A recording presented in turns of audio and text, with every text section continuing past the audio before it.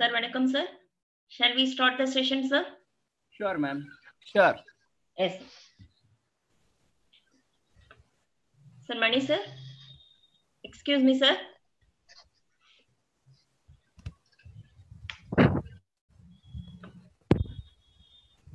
Ma'am, good morning, ma'am. Good morning, sir. Good morning, sir. Morning. Good morning to all of you. Good morning, sir. Professor Veliappan sir is there. I think my beloved friend, Dr. Veliappan sir, and my beloved friend, Dr. Prabhu Shankar is also there, I understand. Yes, sir. Good morning, sir. Good morning. Good morning. Good morning. Good morning. Good morning to all of you. Very Yes, happy. Very happy. Ma'am, we can start, ma'am. If Yes, sir. Yes. Dr. Prabhu Shankar is available, we can start, ma'am, if he is ready. Yes, sir. Yes, sir. I'm here, sir. I'm Yes, ready. yes, ma'am. What about the other people of our side, ma'am? Are they ready? Yes, sir. Yes, sir. Then we can please, ma'am. Please, ma'am. Okay. Thank you. Good morning. Good morning. A very good morning to all. Swami Vivekananda says, if education is identical with information, the libraries are the greatest sages in the world, and encyclopedias are the rishis.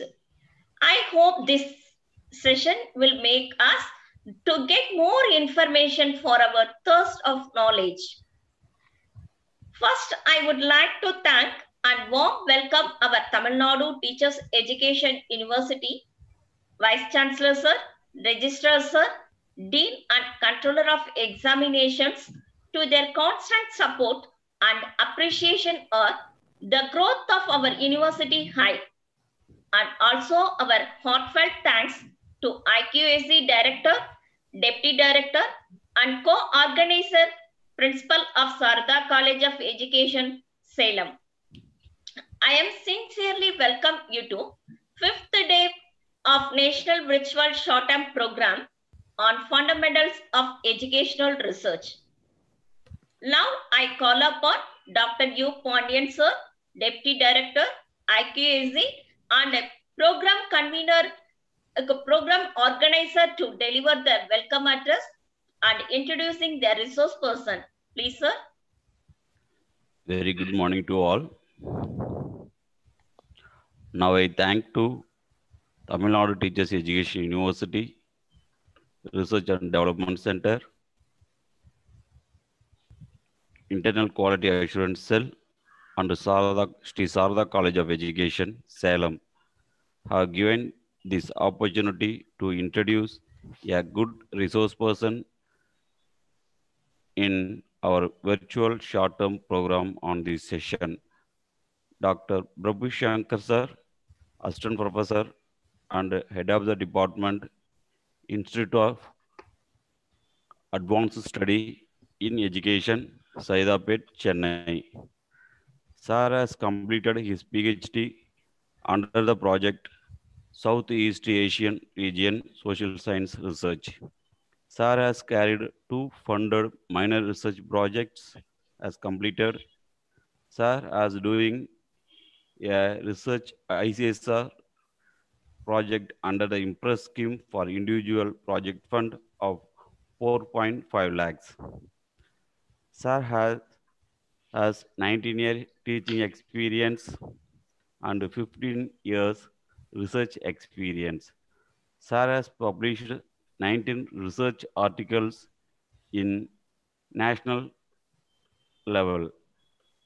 Sir has published 3 research articles in international levels. Sir has guided 27 MPhil theses, 42 MD dissertations, now guiding 2 PhD research scholars. Sir has a recognized supervisor in Tamil Nadu Teachers Education University, Chennai. Sir has served a member in PhD doctoral committees in Madras University and Tamil Nadu Teachers Education University. Sir has served as an education member in selection of candidates in Central Board of Secondary Education Schools during the periods 2014, 15, 16, 17, and 18. He has acted as a academic board of studies of one central university, 2 state university, 2 autonomous colleges. Sir has served as a key resource person for a period of 4 years in the planning team, Tamil Nadu School Education Department, RMSA Aerial Math Project.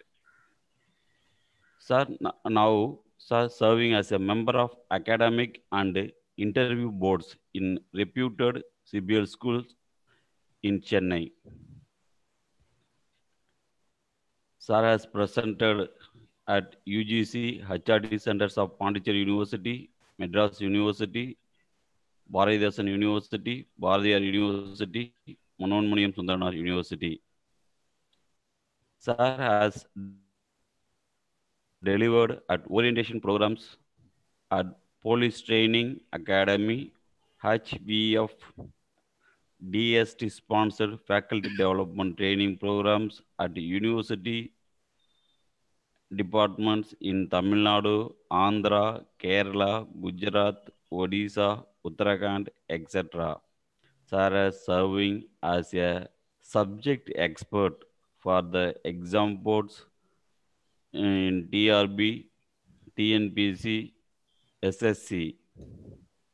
Sir has organized, presented, chaired various conferences, seminars, and workshops, and hold certain other routine academic credentials is now. So, a good resource person available on this session also. Sir, now I hand over the session to our resource person. Sir, you share the session now, sir. So thank you very much, sir. Prabhu Shankar, I'm happy to welcome you. So thank you, sir. On behalf of the Tamil Nadu Teachers Education University, I'm so proud of you being my own alma mater. Thank you very much. Thank you, sir. Thank you so much, sir. Thank you. All the best. Thank you, sir. So good morning, everyone. The most respected Vice Chancellor of Tamil Nadu Teachers Education University, Honorable Professor Dr. N. Panchanatham, sir, respected Registrar Professor V. Balakrishnan, sir, respected Controller of Examinations Professor Dr. M. Govindan, sir, respected Director of IQAC of the University and my beloved Professor Dr. S. Mani, sir, respected Dr. S. Shanti, Madam, Principal of Sri Sarada College of Education, Salem, respected Program Organizers, Dr. Mrs. A. Rajeshwari, Deputy Director, Research and Development Cell, TNTEU, Dr. U. Pandian, sir, Deputy Director, IQAC, Dr. Mrs. R. Selvamati Sugirtha of Sri Sarada College of Education, all the respected professors of Tamil Nadu Teachers Education University, professors from various university departments, professors from colleges of education, and professors from other states, research scholars, respected speakers of the other sessions, teachers, and all other beloved participants. Very good morning to one and all. I extend my hearty thanks to the organizers for giving me an opportunity to present in this 7-day national virtual short-term program on fundamentals of educational research.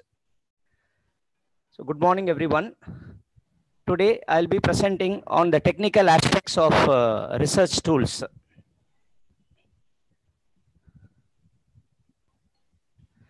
So, hope my screen is visible, my PPT is visible. No, Prabhu Shankar, sir. Yes. Now it's okay. It's okay. Yes, sir. So I'll be presenting on this particular area, which is very important in carrying out a research process, right from the PG MAd dissertation to the PhD thesis. So there are many aspects with research tools. Basically, I divide the session into two aspects. The first 45 minutes, I'll be handling the basic aspects, and the second 45 minutes, I'll be handling the critical aspects. So these are the objectives of the session. So after the completion of the session, the participant, maybe the scholars, there are many professors here. So this is particularly for the scholars and the beginners. So at the end of the session, the participants will be holding rich knowledge on the research tools in social sciences. And my examples will be very much specific to education. the classification of research tools. This is very important because when we say classification, normally we confuse one term with the other term. When we say questionnaire, normally maybe the research scholars or the PhD scholars think it is only of a question type. So there are many forms for which we use the term questionnaire as a comprehensive word.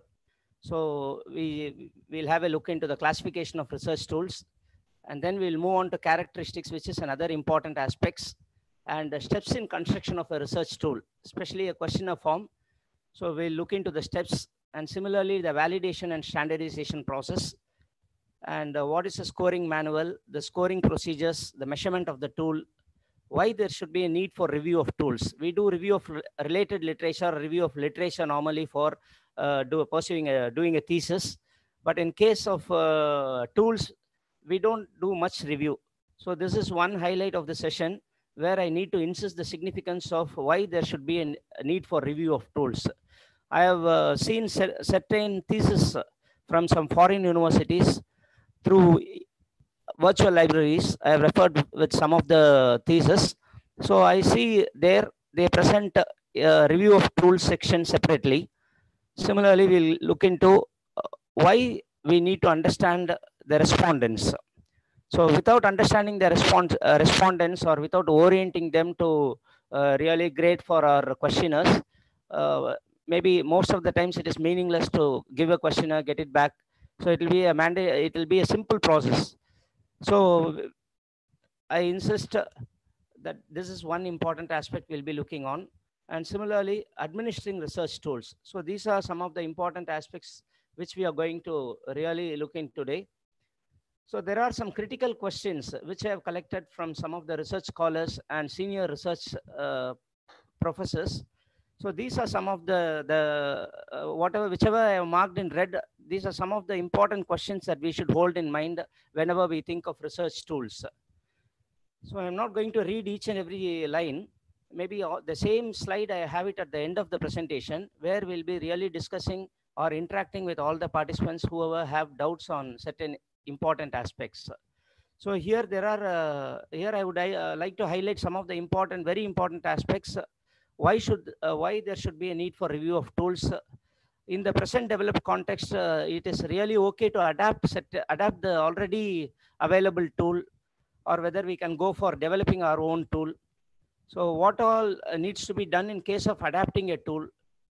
So similarly, what is meant by obvious response items? Whether we can call a self-constructed tool a standardized one or a valid one. So what process we are going to do at the basic level or at the higher level? And there are some crucial questions like the nature of variable and the direction of variable, which many of the research scholars at the beginning level, they may not be aware of this. Simply they score the higher, simply they interpret the higher scores for high level of the variable presence. So that should not be done. So this is very important. The 11th point, nature of variable and the direction of the items that are written. And we'll be moving on to interpretations based on the responses of items. So these are some of the items that we are going to have a discussion today at the end of the session. So I shall begin with the basics. So many of the senior professors here, or the professors, they may be knowing all this, but still it is my duty to really get into this and then move on to the other areas. So research tools, maybe in psychology or education psychology, we might have read there are very many methods of collecting data. This is basically divided into two aspects. One is quantitative aspect, the other one is qualitative aspect. So case study, observation, interview, sociometry, autobiography, self-reporting, anecdote, case history. So there are very many methods of collecting data. And similarly, the tools that we use in order to collect, in order to apply with some of the methods that we select, or I have put it here. So it is questionnaires, opinionaires, surveys, observation forms, interview schedules. Normally in interview, a formal interview, maybe we always use structured interview questionnaires. So we'll get into these tools one by one. So before that, before getting into tools, we know what are the various sources of data. So I have given a link. So this particular link will help you in understanding the various information with regard to the data and how to handle data or how to go for sources of information. So this particular slide concentrates on primary sources of data, the secondary sources, and the tertiary sources. So for research scholars, it is very much necessary that they should be really accommodated with the standard textbooks, academic journals, newspapers, especially if you take Hindu, the center page of Hindu, I view it as a research thesis. So the significance of newspapers are really done with now. But I always insist my research scholars to really get into newspapers. Even if you write an article, maybe if you write a critical comment on any one of the issues, definitely you have to get into newspapers, because next to books, next to the journals, newspapers are one important source which we have to rely on. And similarly, encyclopedias, academic magazines. So there are many academic magazines that we are not aware of. Basically, research scholars and MD scholars, they are not basically aware of the significance of the academic journals, how to get into it. And similarly, the academic magazines, the databases, library catalogs. Now nobody is getting into library. The significance of library catalog has been really forgotten. But it is very much previously, when somebody have done the research 15 or 20 years back, they may be knowing the importance of library catalog. Even without library catalog, we cannot even refer a good source of book which is available in a library like Madras University or Kanimara. So now it is a forgotten aspect. So I would like to tell the researchers that you should really get into libraries, get into the library catalog, whether it is an online catalog or an offline catalog. Know what is a catalog and how does it help you in identifying a good book or a good source. When you get into virtual libraries, the significance of library catalog is a must. If I want to refer some standard text authored by one specific scholar or one specific author in research methods of Oxford University, so when I get into library catalog, it will tell it is 1,41,464th book, 43rd page, this particular material is available. So even for preparing this particular presentation, I have taken sources from library catalogs. So that this is one important aspect that I would like to really insist on. And similarly, internet sources. So how to really rely on internet sources is a real technical aspect. Simply getting into Google, whichever we need, just type there, copy it, paste it. So that should not be the aspect of research, but using internet sources has a lot to do with carrying out research. So here, really, I would like to signify the importance of standard books, academic journals, newspapers, catalogs, and internet resources, apart from the academic magazines and databases present. So here in this slide, you can see the classifications of research tools. So this is how we classify the research tool. So in the left-hand side, you have inquiry forms. So these are the inquiry forms which I have brought it under the comprehensive term or the umbrella term questionnaire. So a questionnaire can be in the form of a checklist. It can be in the form of a scorecard. So we will see examples for each and everything in the following slides. But beforehand, I'll just let you know the classifications. So questionnaire maybe in some of the textbooks, it is given as a separate aspect of an inquiry form. But in some standard textbooks like Huck Cooligan, Duncan Kramer, the recent research editions, it brings questionnaire as a comprehensive term, which in there the other aspects such as a checklist, scorecard, schedule, rating scales, opinion, attitude scales may all be brought into that particular term. And these forms are called as inquiry forms. So you can write a questionnaire in the form of a scale, or you can have questions of a tool in the form of attitude scales or in the form of opinion, or you can simply give a statement whether you can ask it is true or not, it is yes or no. So these are the inquiry forms. And at the right side, observation. So it is a separate method for which we use some coding sheets. It is a bit advanced aspect. So that is one methodology of research for which we have certain schedules. And similarly for interview, that is a research method for which for structured interviews we'll be using questionnaires normally. And even for unstructured interviews, casual interviews, we'll be using some researcher made questionnaires. So you have a question, you have a set of questions with you when you go for interview, field interviews, or when you go for focus group interviews. You ask those questions to the participants and you record those answers. Then you come to your place. Then you try to categorize all the answers that has been given under each and every question aspect that you have. So interview for normally questionnaires for interviews will be majorly used only in structured interviews. So sociometry, again, we'll be using sociometry tools. So there are some question forms for sociometric tools that will be asking for the relationship with the individuals. One individual's relationship with a small group or with a large group, with a very large group. So to try to know that, we'll be using questionnaires, but that is not a very formal questionnaire. It is a form of questionnaire that will be using like interacting with an individual, trying to know to whom all they are connected. So for sociometry also we use certain forms of questionnaires. And for achievement tests, so it is a very big classification. I have not classified the subcategories under achievement test because I presume that we all know the various aspects of achievement test. So one significant test in achievement is prognostic test and diagnostic test, which will be widely using in order to understand the prior knowledge of individuals through prognostic test and the specific weaknesses of the individual through diagnostic testing. And the last category is a psychological test. So psychological test really has very wide range of variables. It is available for a very wide range of variables.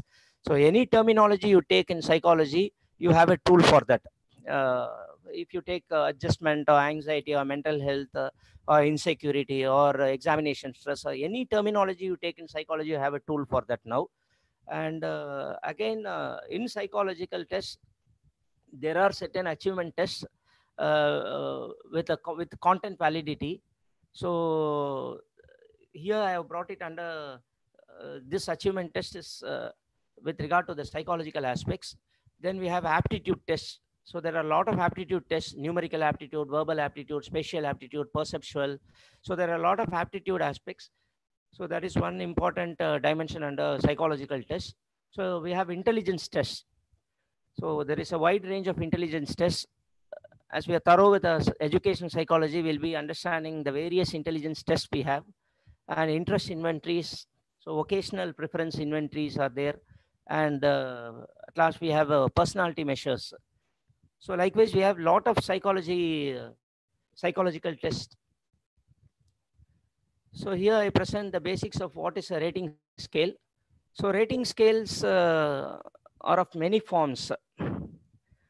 So we have numerical form, verbal form, pictorial form, so directional and graphical forms. Here I have given some examples. So if there is a statement like this, I have prepared for exams. So there is a rating here. And the second one is 10 to 1. This is a numerical scale. This is an example of numerical scale. And there is another example of pictorial scales. So this will be used at the at hospitals or at special education centers or at the child care centers. They'll be using this kind of pictorial scales. And these rating scales can be used maybe in order to assess teacher performance or teacher effectiveness, job satisfaction, and all the other variables I've listed here. So questionnaires, in general, questionnaires are basically attitude scales, tests, and these are also tools for gathering structured information for the selected sample. So questionnaires are widely used in surveys, which are usually constructed for specific research purpose.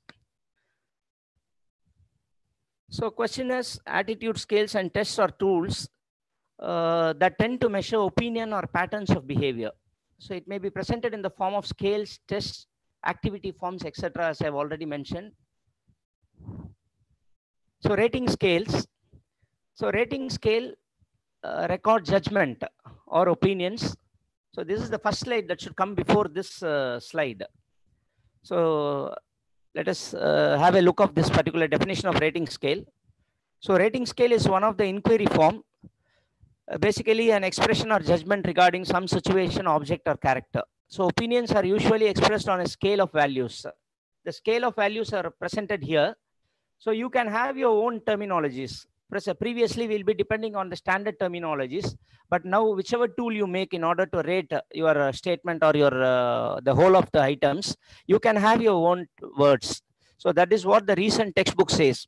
So whichever terminologies are applicable for the rating that you prepare, so you can have your own terminologies. So attitude scales. So these are the major forms that we really use in very many psychological tests, whether it is intelligence tests or personal tests or attitude scales, or in order to measure aptitude or personality, we will be widely using this particular form, attitude scales. So attitude scale is a form of appraisal procedure. It comes under inquiry forms. So to measure attitude of a subject. So attitude, the definition of attitude is this. Attitude may be defined as potential ability to respond. So it attempts to minimize the difficulty of opinioner. So opinioner is just simply you opine on certain aspects. When you buy a bike, they'll be asking you how this bike is, what mileage it, how it is, how the performance is, the mileage, maybe the consumption. All this may be asked as an opinioner. But in questionnaire, it is a bit the questionnaire is a bit technical form. So questionnaire, maybe you prepare by defining the attitude in terms of a single attitude or object. So there are two common forms of attitude scales. One is Thurston scale. The other one is Likert scale. Whichever attitude scale that we normally use is a Likert scale. So attitude scales may be used or maybe developed in order to define different issues like online teaching learning, maybe in these times, fee collection during COVID-19 times, whether there is a need for conducting examinations, relevance of online examinations, or any paper the researcher is interested to work on. Basically, you go for writing certain items, and then you try to have certain ratings or certain scales alongside. Then you can call it as attitude scale. Okay. So opinioners are just written in order to know the opinion of individuals, maybe to understand the attitudes of an individual, maybe what a person says on certain aspects of the issue under considerations, the outward expression of an attitude held by an individual, commonly used by the researcher to collect the opinions of a sample or a population on certain factors, on the variables or problems of study. So this is an example of opinion. The conduct of examinations in colleges may be decided by the state governments. Maybe agreed, undecided, disagree is the standard notation we have. I have presented other scales also. So the organization of the seminar. So we limit whenever we collect opinion. So we say excellent, very good, good. We may not go beyond that. So these are the various scales that you can have for your opinioners.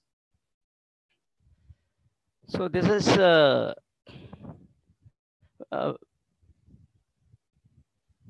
with regard to the rating scales. So it is a widely used format in social sciences research, which is usually presented in the form of a rating scale to collect data. So we'll be using questionnaires often. And the questionnaires, all the time we don't call it as a questionnaire. Sometimes we call it as inventories. Sometimes we call it as scales, rating scales. Sometimes we call it as a tool. So questionnaire is an umbrella term here. A systematic compilation that are submitted to a sampling or a set of population for which information is desired. There are two broad categories of questionnaires. One is based on facts. When you develop questions or questionnaires, so one aspect of questionnaire will be developed on the basis of facts, and the other aspect of questions or the questionnaires may be developed on the basis of opinions. So these are some of the types of questionnaires we can develop. One is structured questionnaire and non-structured questionnaire, which you can refer with any of the text later. So closed source of questionnaires and open source. maybe we all know what is a closed type of question and open type of question. So facts and opinions, reasons and assertions, question response type. So these are the very many bases on which you can prepare the questionnaires. So rating scales. Okay. So these are some of the response sets that you can really use as scales for the set of questionnaires that you are going to develop. So the left hand side you see agreement. The next column is time or frequency. So whenever you ask, whenever you set a question based on time or frequency, you'll be using this particular options: always, often, sometimes, never, or rarely. And based on significance, when you ask, or based on importance, it is very important, important, moderate, like that you'll be going on. If it is quality, you ask for excellent, good, fair, poor, very poor. Likelihood, almost always true or definitely. So these are some of the examples on the rating response sets. So whenever we develop certain questionnaires, we'll be having these responses on the right side of your questions. And these are some of the other response sets that you can have. But now presently, many of the standard research textbook says that you can have your own terminologies as response sets. It is not that you can you always depend on this particular terminologies like often, always, sometimes, never. But instead, you can have your own terminologies, which will be much better than these terminologies to define your statements, because you know the context of the statement. You better know the context of your research. Then ultimately, you create your own response sets that will be very much effective. Okay, so these are some of the features of a research tool. So whenever you construct a research tool, see that you ask for minimum information, especially with regard to the personal data or demographical data. It will be much more than the number of questions that they have in questionnaires.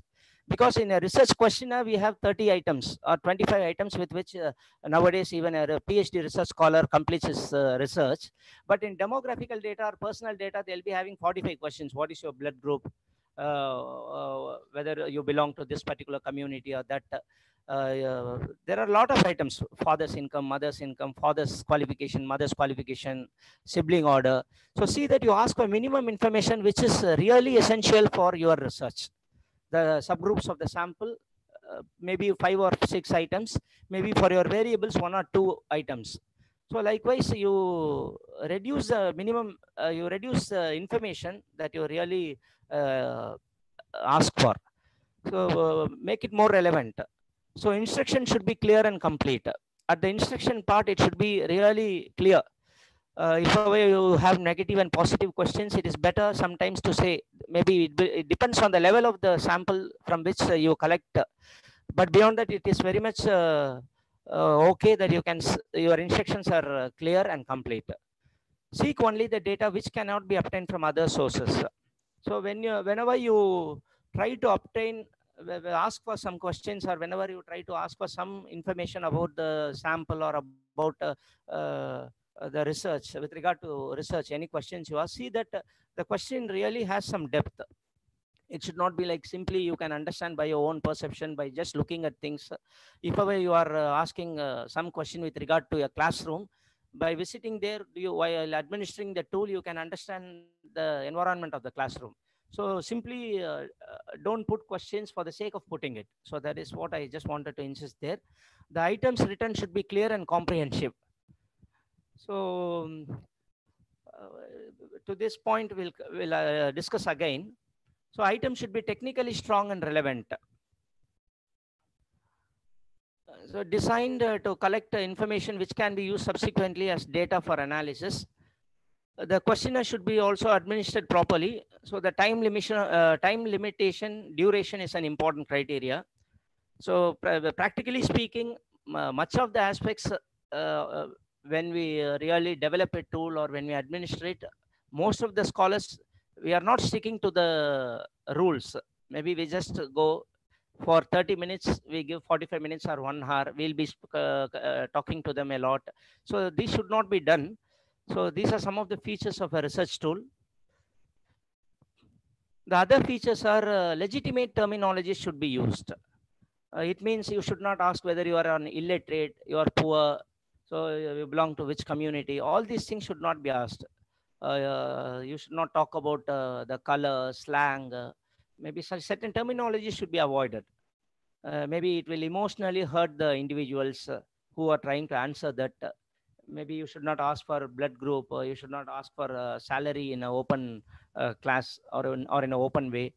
What profession your father is doing. So this should not be done unless and until it is essential. So legitimate terminologies or legitimate way of asking things are there.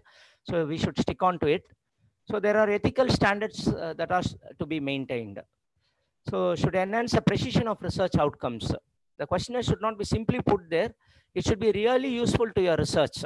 While you interpret the table, you'll be really looking into the questionnaire and how you take a set of questions, maybe 10 questionnaires.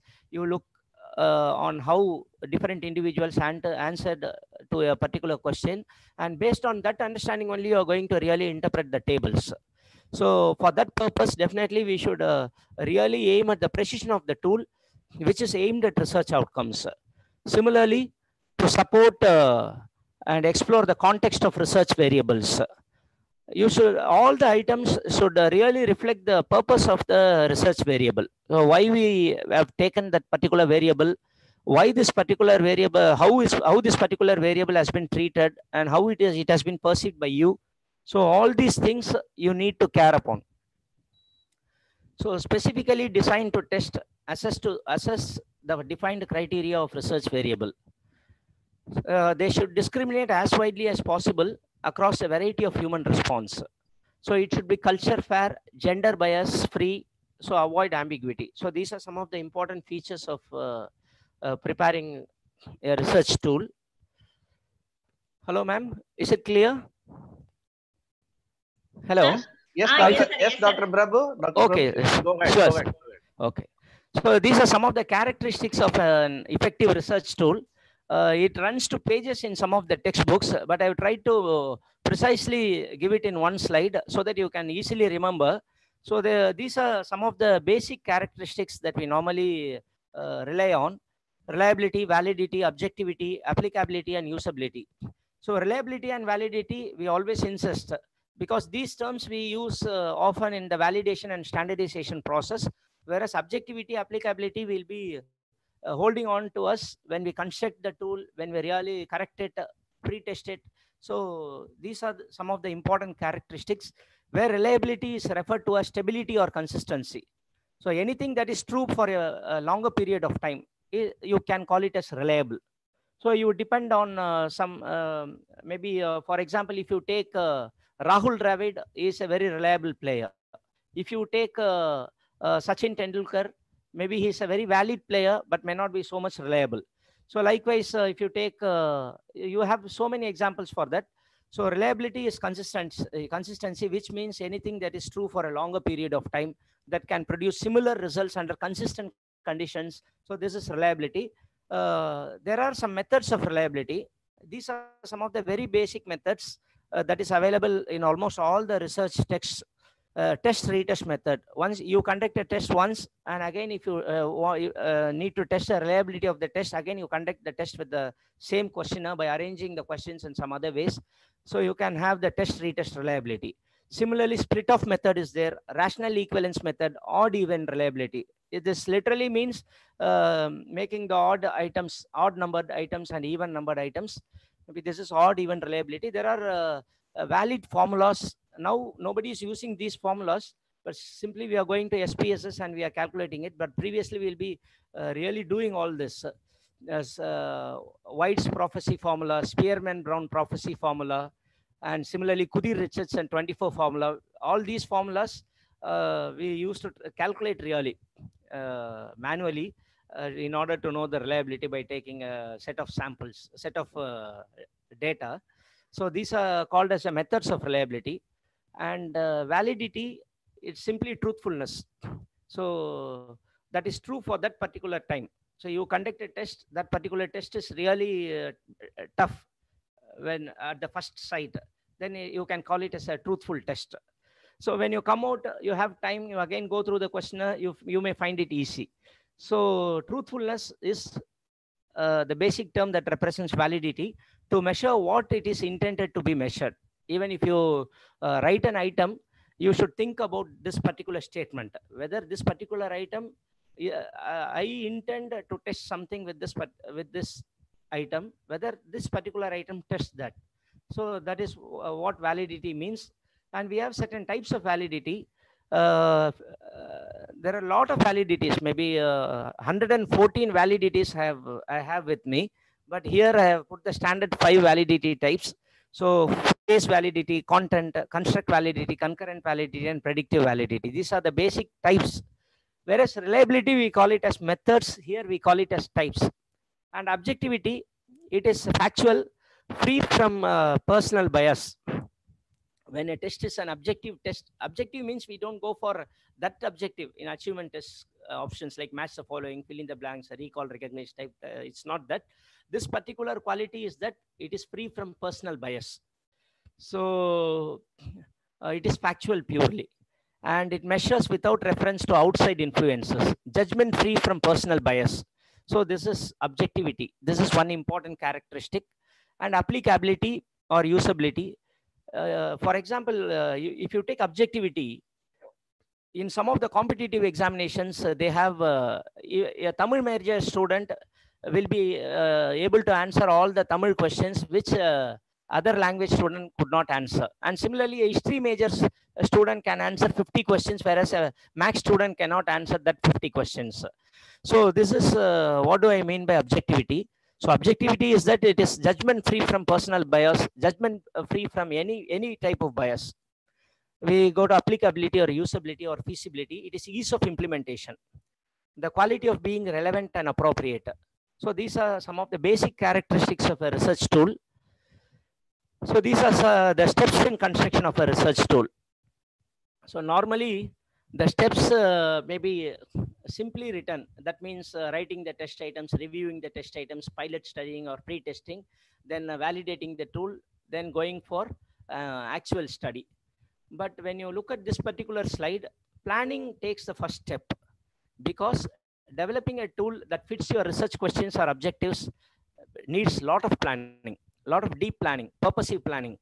So it should really clearly define the purpose of the construct, a good proposed attribute of a person that often cannot be measured directly. So old and new versions of items. If you're going to really adapt a tool, a previously existing tool, you should really refer to some of the tools. That is what I have called for. That is what I have really mentioned as a review of tools. So formulation on why certain scorings were chosen. So all these part belongs to planning area. Then writing the items. Writing the items needs lot of directions from the guide, maybe from the experts. Maybe you refer to a lot of textbooks. Previously, we'll be referring to some of the standard textbooks by T.V. Rao, handbook of sociological and psychological instruments by Uday Parikh and Pestonzi. So there is another book by Valen. So likewise, we have so many references previously, but nowadays researchers depend mostly on internet sources, where the tools are readily available. They don't really look into how intricately each and every tool was written. So what is the direction of the tool, direction of the item? So all these things, they are not really taken caring. But when you say it is writing the test items, it means a lot. So reviewing the test items, we have given here: inspect, evaluate, ensure, and choose the scoring system carefully. You can go through each and every line in detail. So inspect the defined construct by reading and adding comments. Each item should be really inspected. If you write 100 statements, you have to really get into each and every item, see that that particular item is intended to study what you are planning to study. Similarly, try to evaluate each item for its relevancy, and ensure that the items of the tool instrument is carefully evaluated. So choose scoring system carefully. So these are some of the important aspects that we really need to care upon while reviewing the items.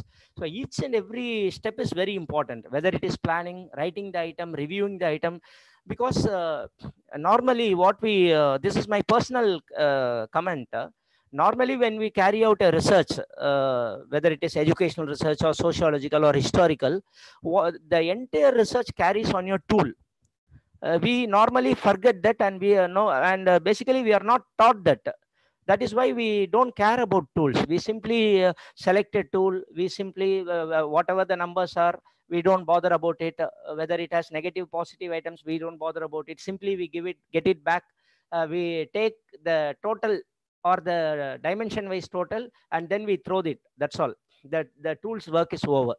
Well, it should not be there, because the entire research work, all the time I say that the entire research, right from the beginning to the end of your research, it is totally dependent on the items that you are writing, the reliability of the data, the interpretation that you are going to make, maybe the hypothesis testing that you're going to really do.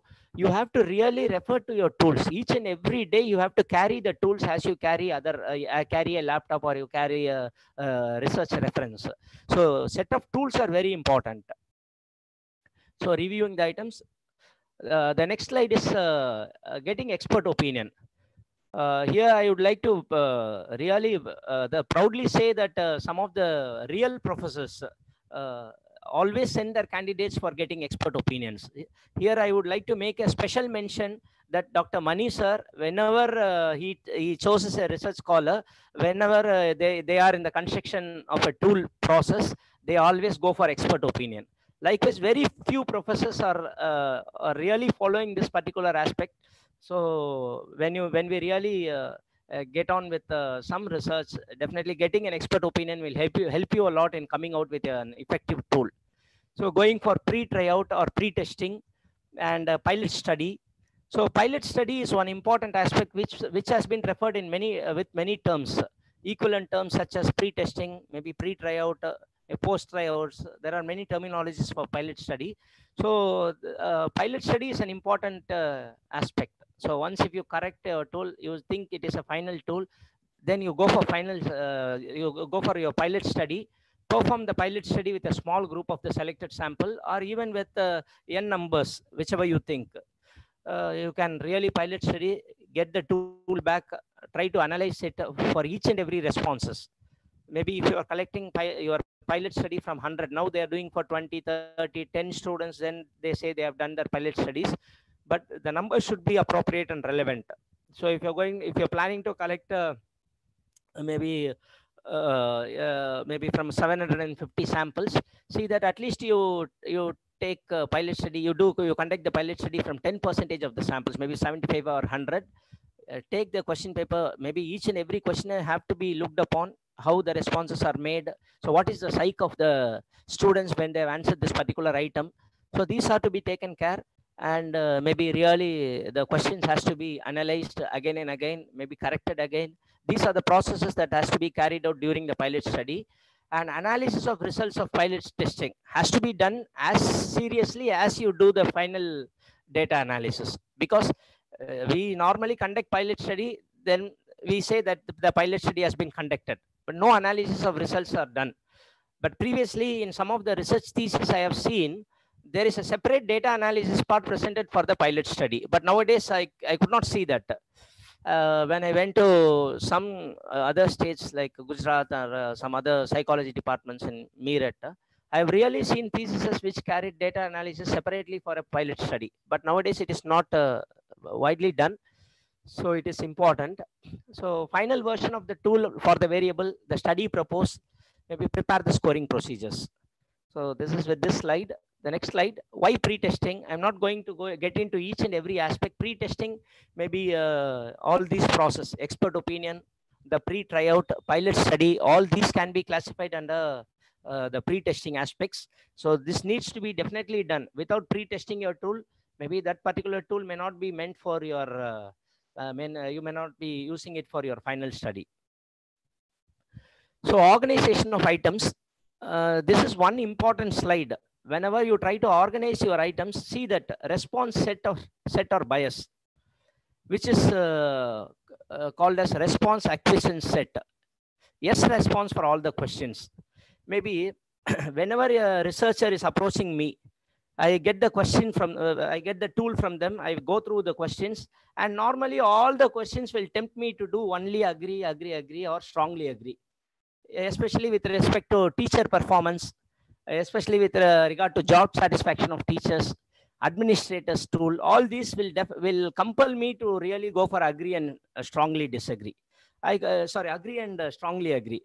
Even if I want to say some of my own disagreeing part, I could not do that, because the questions will be set in order to force me. Maybe it will be in a way, it forces me to go for only strongly agree and agree. So this is actually called as response set or bias, maybe otherwise response acquiescence set. So tendency to agree rather than disagree, and vice versa. The tool is made in such a way, and the tendency is instilled in us. So bias in disagreeing, bias in agreeing. Some of the tools we always go for disagreeing. Like some of the tools we agree, all the items that we agree, and some tools we normally disagree. So both the aspects are called as response acquiescence set. So this causes measurement error, central tendency error, and may result in skewed responses. So by the term skewed responses, I mean positively, totally positive skewed and totally negative skewed.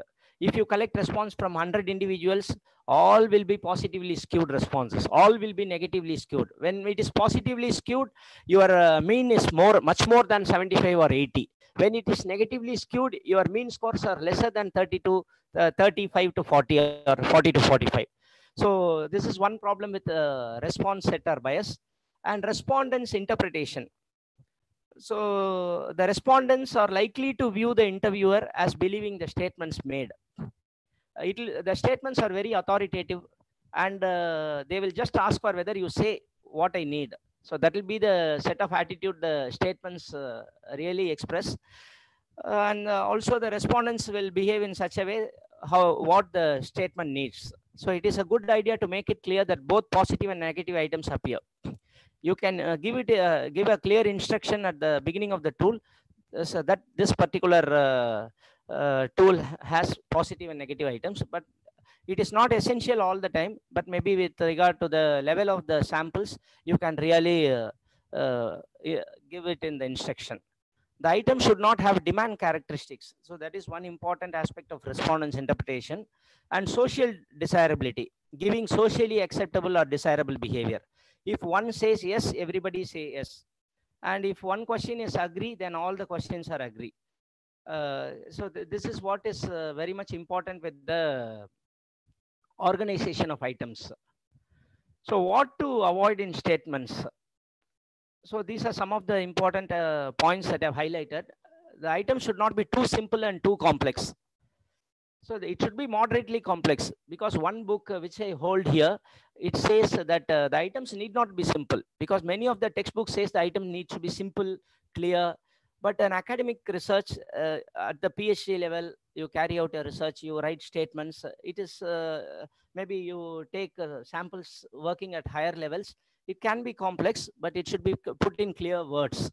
So technical terms, whenever you are collecting data, whenever you are administering the tool to school students, to some of those who are not really with the college education, you can use simple terms. Don't use jargons.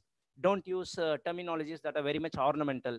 So use very simple terms. See that your statements are not ambiguous. It should not, there are many technical aspects with regard to the ambiguity, double negatives. So shouldn't and other aspects will be normally used simultaneously in one statement.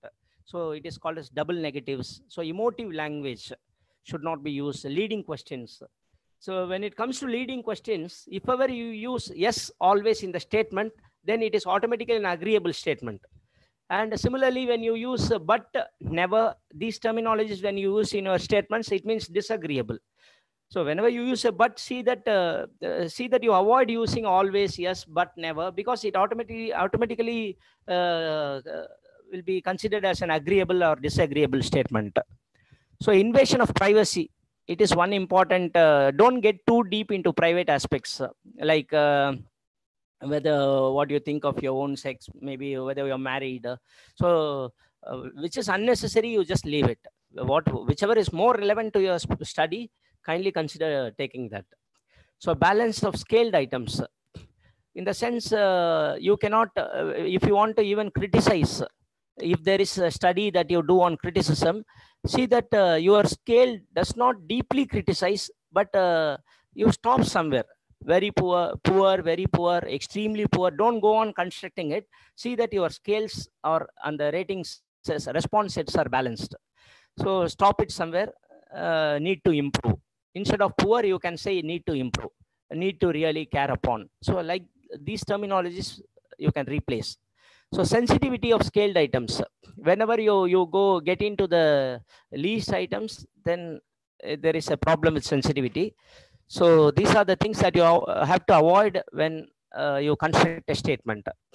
So these are the common validation process. So in the validation process, we have all this. Again, a repetition from the same slide which I have presented. So getting an expert opinion, pre-tryout pilot study, analysis of results of pilot testing, all this. So what I wanted to insist with this particular slide is that, so whenever you develop a tool for your research, see that you don't call the tool as a standardized tool. Maybe for a MEd candidate or an MPhil candidate, you'll be using a peer tool, maybe the tool that has been constructed earlier, maybe the year before, and he'll be adapting the tool, and he says that it is a standardized tool. And even I can see this from many PhD theses. They'll be using their own supervisors tool, which has been constructed some 5 years back and has not been used widely, but they call it as a standardized tool. So we should understand the basic difference between validation and standardization. So validation is truthfulness. As I said, for that particular study, for the context of that particular variable, for that particular sample, it is valid. Though the results are very much valid, we cannot say it is reliable for other samples, other context of the study. Maybe the study may be conducted in one area, with regard to other area, it may not be valid. So standardization basically is a very longitudinal procedure. For example, if you take Bell's adjustment inventory, it was constructed during 1913. Even now, Bell's adjustment inventory is valid. Likewise, mental health tool by Ian and Thorpe, metacognitive analysis tool by Scraw and Denison. All these tools, if you really have a look in, you can see the statements are culture fair. The statements are, as I have said, it is apart from personal bias. So you should have, basically we should understand the difference between validation process and standardization process. Simply just by finding reliability and validity, we cannot come to a conclusion that this tool is standardized. And even in the mentioning of the of these terminologies in the research thesis, even at the PhD level, standardization of the tool, it should not be there. In the PhD thesis also, it should be mentioned only as validation procedure or validation of the tool. That's all. Standardization is a very longitudinal process. So the same tool that you have developed has to undergo a lot of other analysis, maybe put into use by other researchers for at least a minimum of 10 to 15 years. Then they say, then you can call it as a standardized tool. So this is the basic difference between the terms validation and standardization. So this is standardization. So standardization is a very longitudinal process. Standardization, if it produces consistent and valid results over a period of time. So fair over cultural diversities, when modified or adapted, should be flexible to suit the different levels. For example, as I mentioned earlier, if you take a Bell's adjustment inventory, it can be easily modified, and any level of sample, even you can use it for high school, even for a higher secondary level, for a college level, or even those who work at industries or at colleges, you can apply it to any level of sample.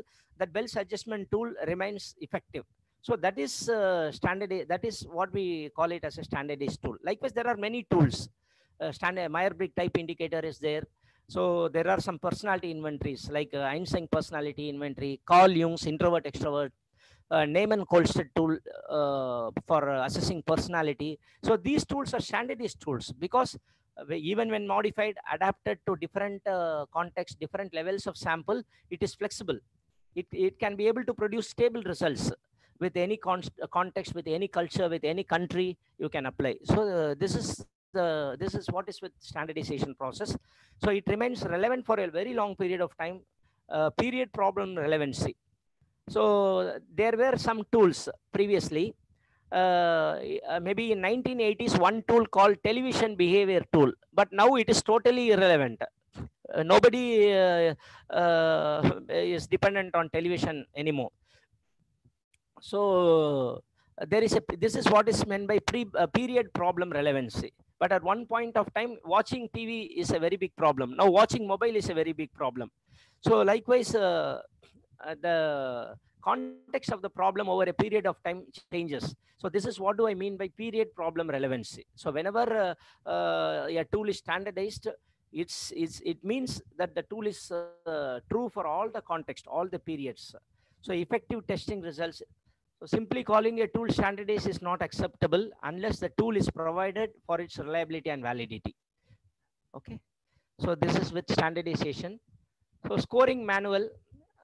So all these procedures maybe for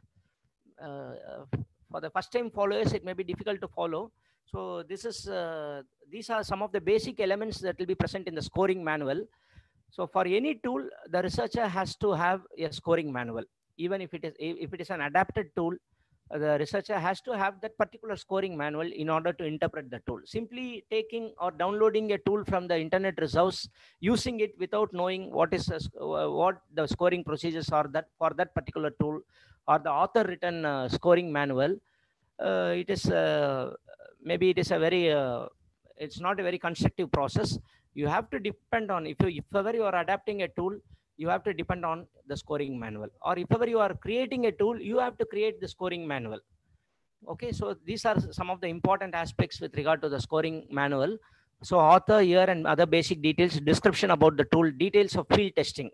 So field testing in the sense how that particular tool has been pre-tested, has been expert opinioning, and how many items were there previously after pilot studying, how much to how much items we have arrived. So all these details has to be put there. So comparison with similar measures. So psychometric properties of the tool, scoring values and procedures, measurement of the tool.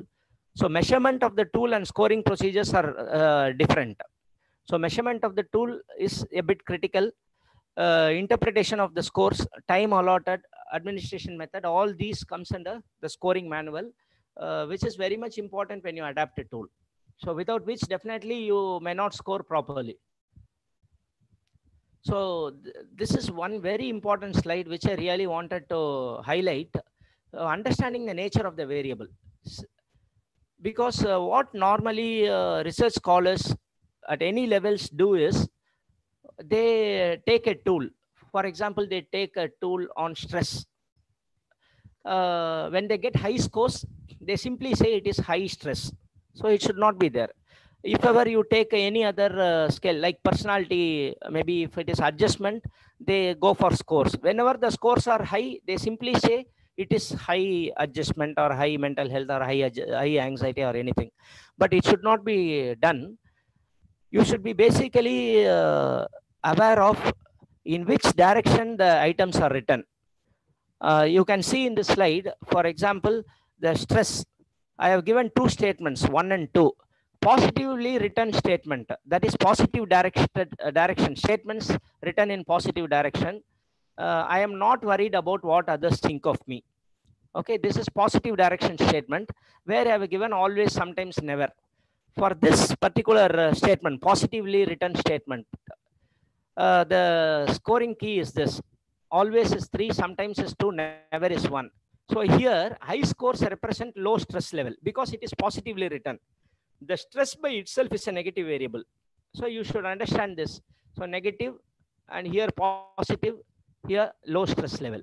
And similarly for negative direction, I am the statement may be written in this way: I am always worried about what others think of me. Here the scoring differs, the scoring process differs, and here the low scores represent high stress level. Maybe this can be discussed with your guides. Definitely they'll be helping you, but be aware that there are, first you should understand the nature of the variable. So whichever variable you select, whether it is stress, mental health, emotional adjustment, emotional intelligence, any variable you select, see, understand the nature of the variable, whether it is positive, negative, or neutral. Neutral in the sense, if you say emotional intelligence, it is a positive variable, but you can also treat it as a neutral variable for which you can have positive items and negative items. So for a neutral variable, you can treat it as a positive variable. See that the scoring process may be followed in this way. So understanding the nature of the direction in which the items are written or to be written is very important. So without knowing whether it is positive direction or negative direction, simply you try to evaluate the scores, then it will be definitely doing injustice to your tool. Okay, so see that you understand the nature of the variable.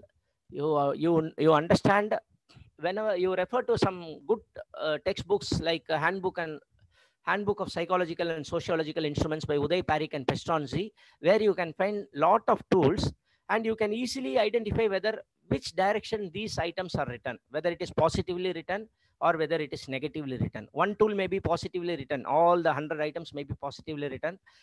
In the other tool, all the 100 or 50 items may be written in negative direction. So likewise, when you keep referring to many tools, you will understand the direction in which the tools are written, the items are written.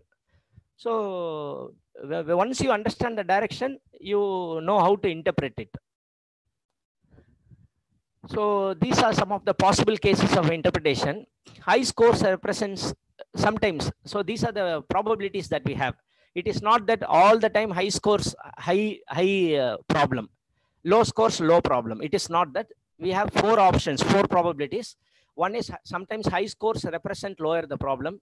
Higher scores, case 2, higher the scores, higher the problem. Case 3, lower the scores, higher the problem. Case 4, lower the scores, lower the problem. So this is in relevance to the previous slide that I have written. Okay, I hope you have understood. But anyway, maybe you can get clarity if you keep concentrating on this. Sorry if I could not explain you a lot because the time is very much limited. So how to present a tool? This is very important. Even in PhD thesis, I can say, I am referring to many of the PhD thesis. They simply say, I have used this tool. This is positive, negative item, reliability, validity of the tool. That's all. But this is how a tool should be presented. The context of the tool should be presented in a research thesis, especially if it is a PhD thesis. Almost all these aspects has to be present. What is the rating norm? What is the scoring procedure? What is the measure? How the measurement of the tool has to be done? Details of positive and negative items. The ratio of positive and negative items are also important. You have 50 items, 45 items are positive items, 5 items are negative items. It is meaningless. There should be some ratio. At least a minimum of 32, 34 items are positive, 16 items are negative. There is a substantiation. But there are 45 positive items, only 2 or 3 negative items. It is not justified. So the ratio between the positive and negative constructs also are important. So context of the items modify. What context you have modified that particular item? Each and every item. If you are adapting a tool, maybe you modify certain aspects with regard to the tool, maybe some terminologies. Say, for example, I have done research on orphan children, chosen Bell's adjustment inventory. In Bell's adjustment inventory, most of the places there will be home, home, home. So what I do, I change all the home context into orphanage context. So I have to make a mention. In the Bell's adjustment inventory, brothers, sisters terminologies will be there. Here I convert it into friends, peers. So each and every context that you modify has to be definitely stated in your thesis. So indication of the modified context or items with reference to each and every item should be really specified. Actual reliability and validity of the tool. What is the actual reliability? If you are adapting a tool, in the scoring manual, there is a mentioning about actual reliability and actual validity, whereas you have to present that in your thesis. And then at the next subheading, as the next subheading, you should present reliability and validity of the tool for the present sample and for the present context. So you have made modifications of the tool in order to suit the present sample. So you have to make a mention of that. So review of tools. So this is very important. We do a very vast review for the variables, justification of why I have selected this particular variable, maybe what are the various studies that has been carried out on this particular variable. So we do lot of reviews for variables.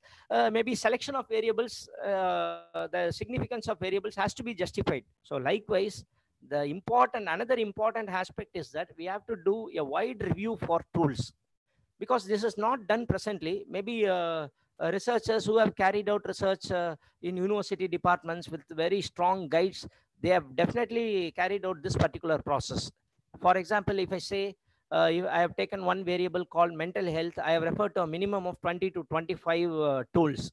All tools are very much standardized, like Ian and Top, Bellison. So there are a lot of mental health tools I have referred, and of all the tools, after getting into all the tools and some of the scoring manuals available, I create my own tool. So this is the significance of review of tools. Even without reviewing, without getting into any of the texts like Uday Parikh, Pestonzi, TV Rao, Valen. So without referring to anything, you just write a tool with 20 or 30 items, say that this particular tool can measure the variable. Maybe it is wrong. So review of tools has to be done. Maybe if the supervisors are willing, they can start it from MEd, MPhil, and then they can move on to PhD. So review of tools is a must. This is what I just wanted to insist with this presentation. A strong theoretical background of the variables has to be understood. Review of tools pertaining to the variables and related variables. So identify or define dimensions based on the theoretical basis. So when we try to construct a tool, we will have dimensions on our own, like social, personal, self, others. So that should not be done.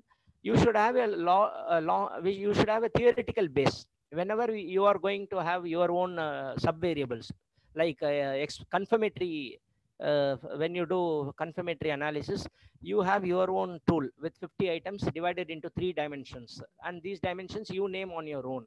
So that should not be done. Maybe with a lot of theoretical basis, theoretical understanding, you can do that. When you refer to a lot of theories, you try to really understand some of the terminologies are very much important. For example, if you take action research, reflection is one important terminology with which you can have one dimension as reflection. Likewise, you should have a theoretical base. And procedural knowledge of tool construction, procedure validation should be known for review of tools. So personal data and subvariables. Previously, I've explained all this. Maybe one important point with this particular slide is that the number of items in each dimension, the number of items in the tool. Maybe researchers who are thorough with the statistics maybe they'll accept me. With definitely with 30 items, maybe academic research submitted for PhD, whether it is sociology, education, or any other discipline, academic researchers are considered to be serious research work. It is not that you do your research that is simply based on observation. Maybe here there are a lot of data analysis, there are a lot of tools, there are a lot of samples involved, behavior is researched upon, personality is researched upon. So with very minimum items, I have referred certain theses. With 20 items, 30 items, they have completed the PhD thesis. So basically it is not possible. Maybe any research thesis I refer with Harvard, Oxford, Singapore, Malaysia, I really get into thesis, good thesis, and I have a look of the variables, look of the number of items. Justified number of items should be there. It should not be too long. I don't say 100 items will do justice, but a minimum of 55, 60 items. When you do factor analysis for 30 items, it will not even run any factors. You can simply find item total correlation. That's all. But when you try to, when you attempt to do factor analysis, factor loading, factor naming, all this, definitely the number of items should be relevant, should be more. Maybe if it is 55 to 60, then you can have 2 or 3 dimensions for that.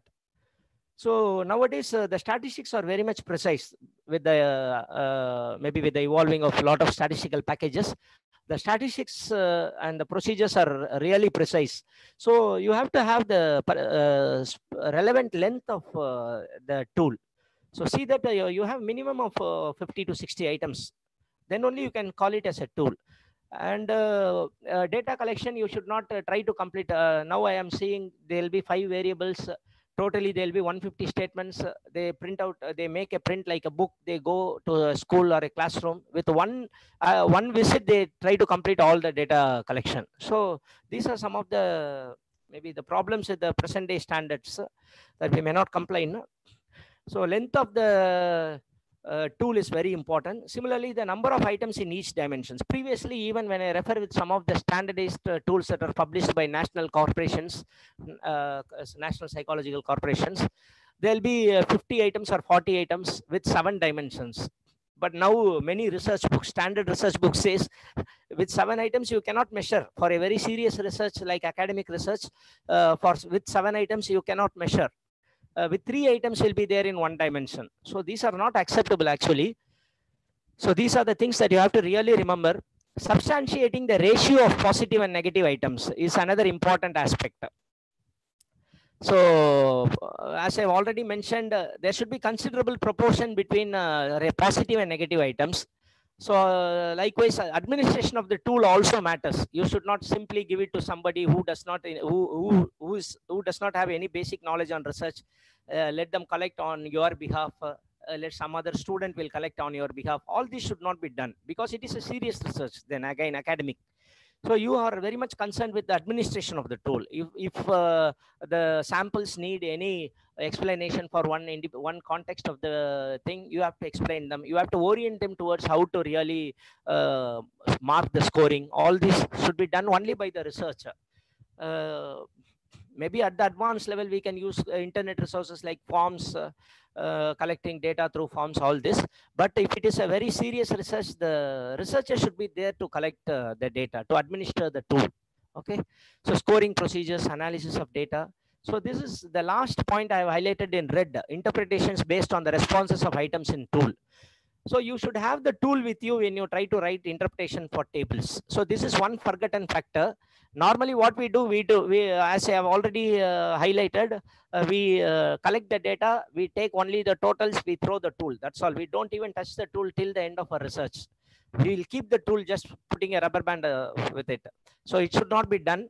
Really, the interpretation should be done. Whenever you write a single line of interpretation, the tool should be along with you. A minimum of 10 to 12 response sheet should be there with you based on how they have responded, because you only know the sample, you only know their mentality, their environment. When you went for administration of the tool, you may be observing the environment in which they really learn. So you should have the tool along with you in order to make interpretations for tables. So this is one important aspect that I have to tell, and these are some of the critical points that I have to really discuss with. You just go through this. Now it is 11:25. We are left with 5 more minutes. The participants, if you are really, if you need to really ask any question with me, kindly go through this. Any one question will be suiting your own question. So based on which you can really ask me questions so that I could try to explain that, please. And with this slide, I complete my presentation. Thank you very much for your very patient listening. Thank you. Rajeshwari ma'am. Yes, sir. Yes, sir. You can request the participants to clarify with the Dr. Prabhu Shankar. Yes, sir. Yes, sir. Yes, sir. Thank you, sir, for your excellent presentation. Thank you, ma'am. Yes, sir. Your explanation on technical aspects of research tools is very informative to us. Thank you very much, sir. Participants who are willing to ask questions, kindly please raise your hands.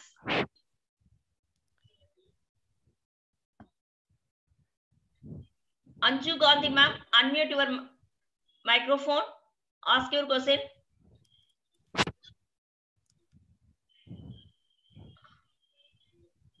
Hello. அதோட கணக்கு சொல்லுங்க.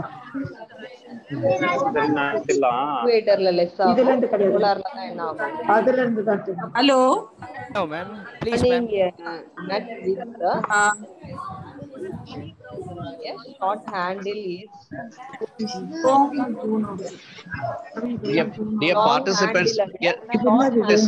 handle Am I audible? One second, one second. Audible? handle movement. ஆமா அந்த side Participants, dear Good participants, morning, kindly. sir. இல்லைங்க instead of ஆமா அதெல்லாம் இப்ப நீங்க நிறுத்திடுங்க இதோட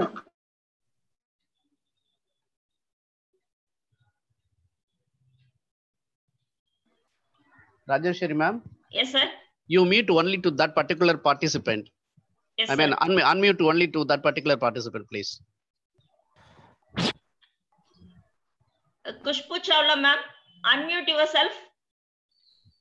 Kushbu Chawla, ma'am. Yes, ma'am. I'm Yes. audible, ma'am? Yes, ma'am. yes. Okay. First of all, thank you so much, sir, for so informative and enlightening session. I enjoyed every minute of your lecture. Thank you. Sir, I would like to raise 2 questions from you. Okay, ma'am. First of all, sir, what is the difference between external and internal validity of research tools? Okay, ma'am. And second question would be, is personal skill or mood of researcher can really affect research output? Personal skills. Yes, personal skill or mood of a researcher can really affect research output? Yeah, definitely. Because there is one hypothesis.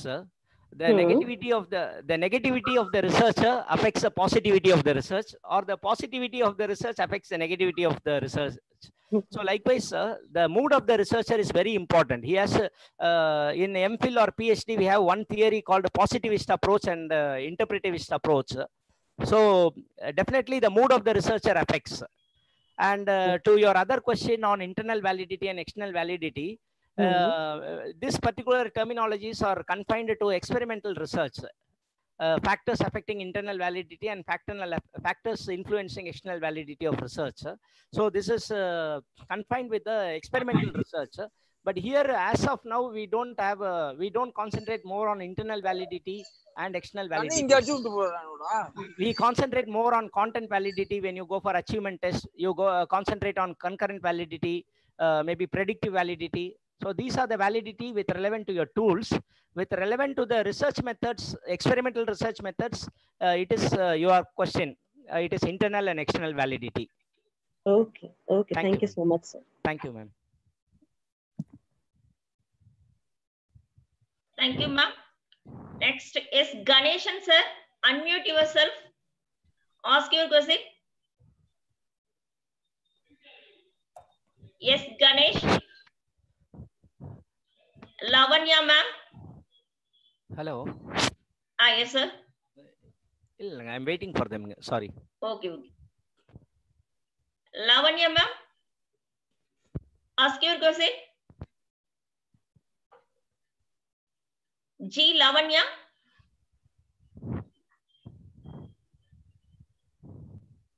Adekele Jaya, ma'am. Adekele Jaya. Unmute yourself. Yes, ma'am. Yes, ask you question, ma'am. Good afternoon, sir. Good afternoon, ma'am. Please. Sir, I would like to know, sir, the constructing the tools. Okay, ma'am. Is it must positive tools and negative items both should be must included, or either only positive can be or negative can be, sir? It depends on the variable that you select.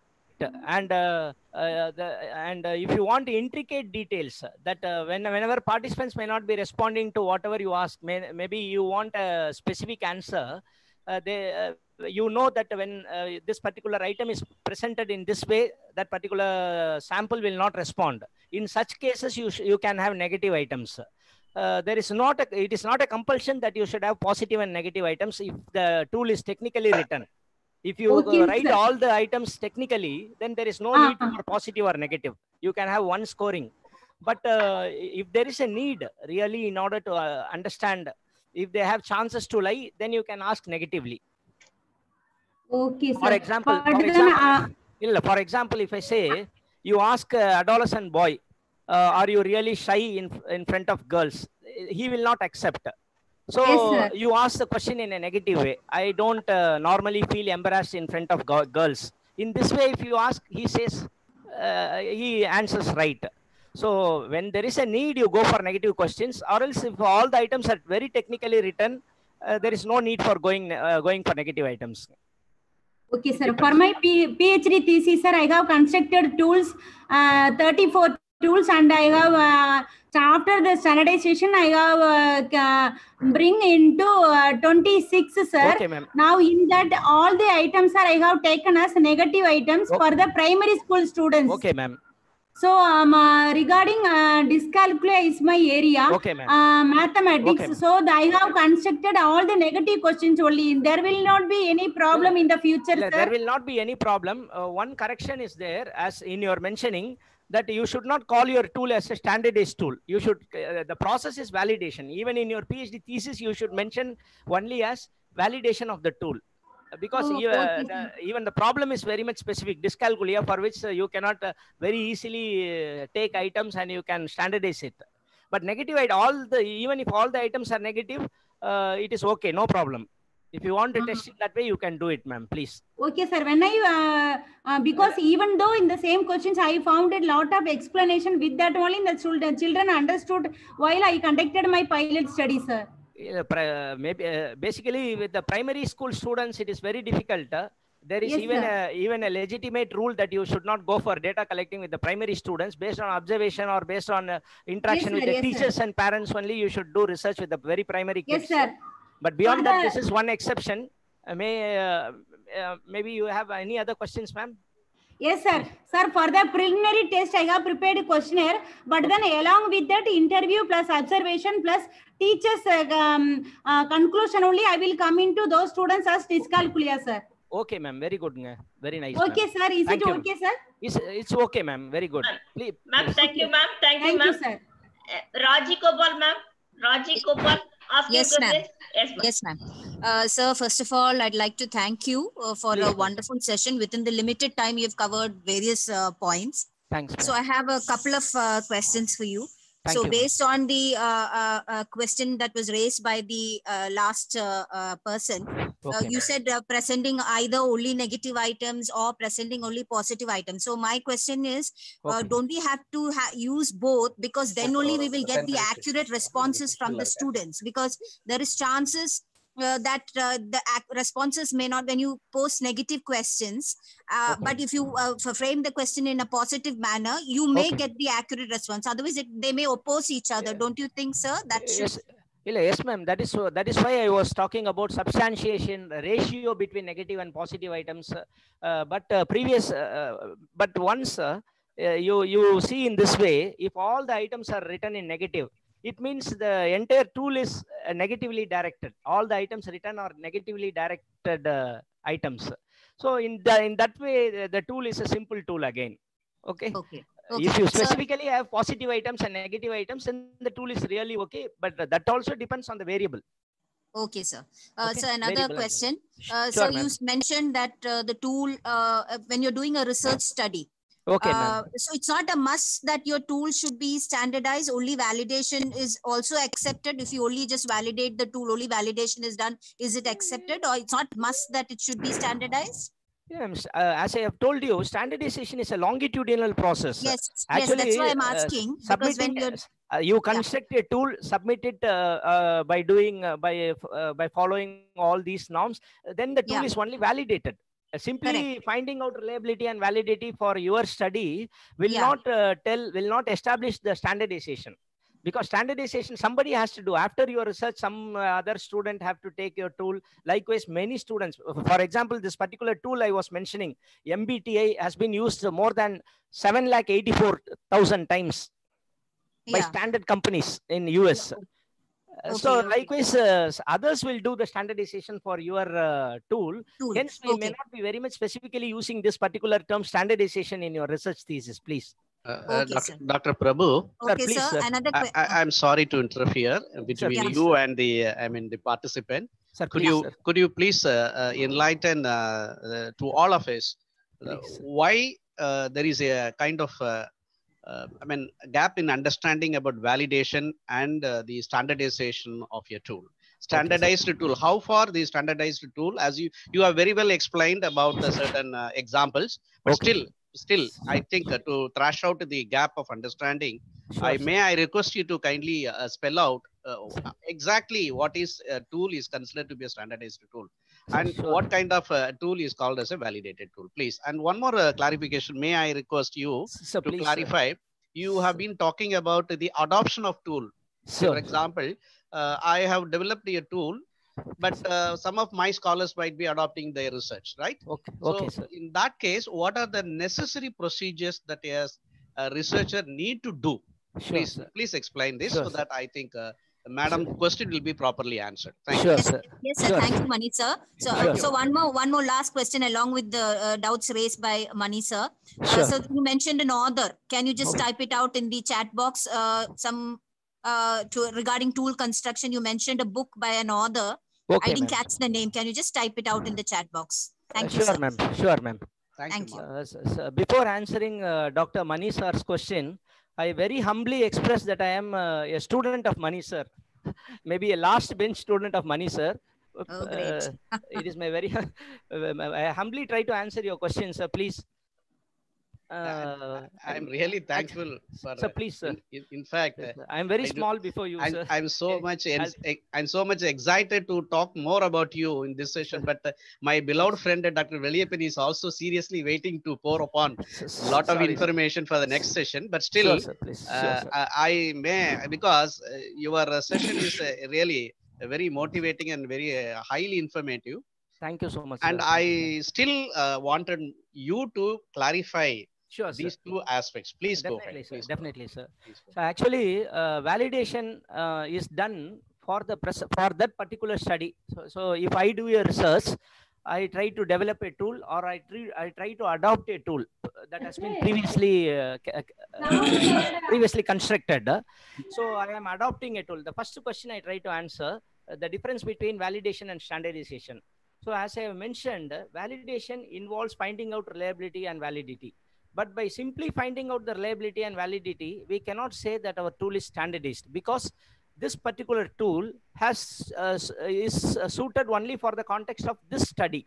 When somebody else tries to adopt your tool or adopt the tools successively over the years, maybe for 50 research or for 100 or 200 researches, then your tool gives the same reliability, not the same reliability, more or less the same reliability and validity, and it is free of any errors like cultural bias, like gender bias, like contextual bias. So if these biases are not there, even after the carrying, or maybe the studies are repeated continuously for over the years, then this particular tool is called standardized. But as of the study is made, a tool is developed or a tool is adopted, this particular tool is only valid for this particular sample for the context of the variable selected.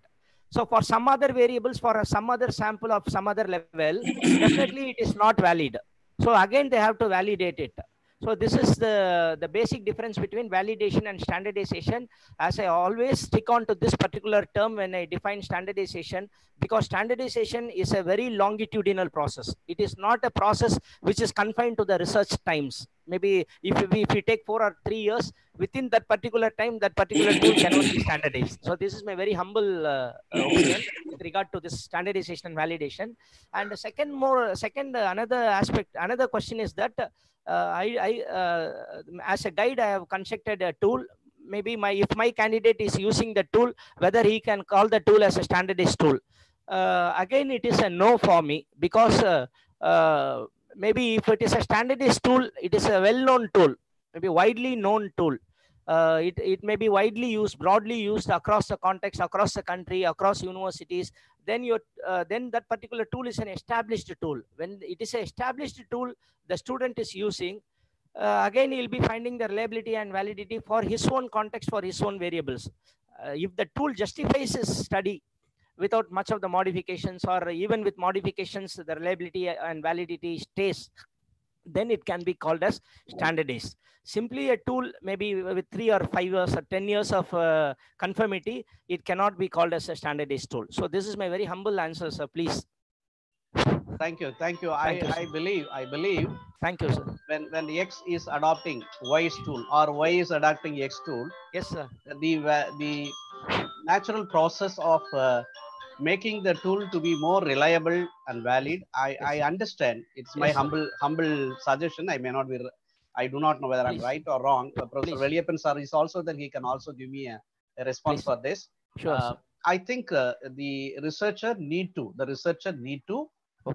go for revalidation of the tool, isn't it, sir? Sure, sir. Definitely, sir. When a tool is adopted, yes, maybe it's a 5 years old tool or 10 years old tool or whatever it is. You have explained that even where there are certain items which are not relevant to the context can be eliminated or it can be modified, as you said. But at the same time, that needs to be revalidated by adopting certain procedure. Am I right, Dr. Sure, Prabhu? sir. Definitely, sir. Please, sir. Am I right, Professor Veliappan, yes, sir? Yes, sir. Yeah. I think that will maybe the right approach of making any tool in the process of adoption. Is it right, sir? Sure, sir. Definitely. Thank you. You have very well explained about the standardization of tool because it is a culture fair, culture free. And sir. As you said that the Raven's intelligence test, yes, whether sir. it is It's a culture free test, sir. it is a culture free test. It is it is still we are adopting it. It is a kind of a standardized test. So I think there is a subtle gap of understanding of these concepts among a person like me. That's why I requested you. Thank you very much, Dr. Prabhu Shankar. Sure, sir. We are very happy. We are very happy to have you. Thank you very much. Thank you, sir. Dr. Rajeshwari, ma'am. Yes, sir. I think we can close this session and we can go for the next session. So before the conclusion of this session, I would like to express my humble thanks to Dr. Nagavalli Madam of Salem Sri Sarada College. Yes. And Dr. Mrs. A. Rajeshwari Madam, who is very much patient in contacting me every day. And I express my very humble thanks to my Professor beloved Mani sir and all the senior participants who are here. If I am anywhere wrong, please forgive me. Thank you so much. Thank you so much for the thing. Thank you so much. Thank you. Thank you, sir. Thank you, sir. Thank you very much, sir. Now I invite Dr. Selvamati Suketa ma'am, Assistant Professor of Biological Science, Sri Sarada College of Education, Salem, and Program Organizer to propose vote of thanks. Ma'am, can you audible? Yes, ma'am. Yes, ma'am. Thank you, sir. Thank you very much. Your brilliant session today is very informative, valuable, real insight, eye-opener, and complete focus. Thank you. You could clearly explain each and every slide. See that Steve was fascinated about the subject and if reflected in the quality of research tools and also most interesting and inspiring these sessions. I sure more confident to young and budding research scholars. It's a very useful indeed. Thank you, sir. Once again, I thank you on behalf of Tamil Nadu Teachers Education University, Vice Chancellor, Registrar, Controller of Examination, Organizing Committee Member, and collaboration with Salem Sri Sarada College of Education. Thank you, sir. Thank you very much. Thank you very much, ma'am. Yes, thank you. Thank you very much, sir. Thank you. Thank you. Thank you. Yes, ma'am. Sir. Yes, ma'am. Please stop your PPT sharing, sir. Dr. Prabhu. Dr. Prabhu. Sure, sir. I stop here. Thank you. Thank you very much. Thank you. Thank you. Thank you, sir. Thank you, sir. Thank you, Sukita ma'am. Now I request Professor S. Mani sir, IQAC Director, Program Convener of this short-term program to deliver the welcome address and introducing the resource person of session 9. Please, sir. Thank you, ma'am. Thank you. A very good afternoon or noon to all of you, friends. At the outset, let me thank God Almighty for giving me this wonderful opportunity to talk to you virtually. First of all, I would like to thank our Honorable Vice Chancellor, most respected Registrar in charge, the Dean, Controller of Examination in charge, and all other faculty.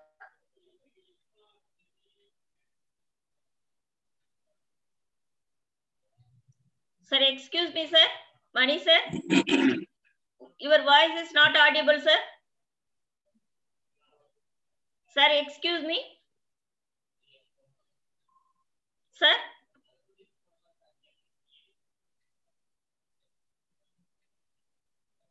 Mani, sir.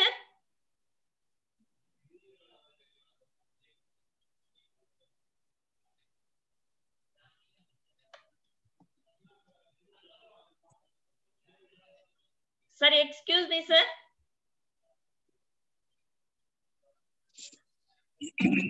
Hello. Sir, excuse me.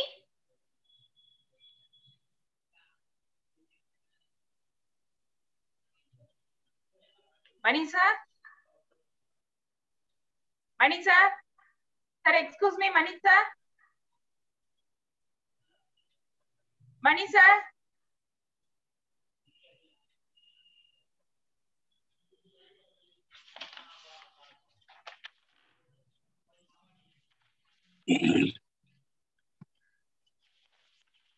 Sir?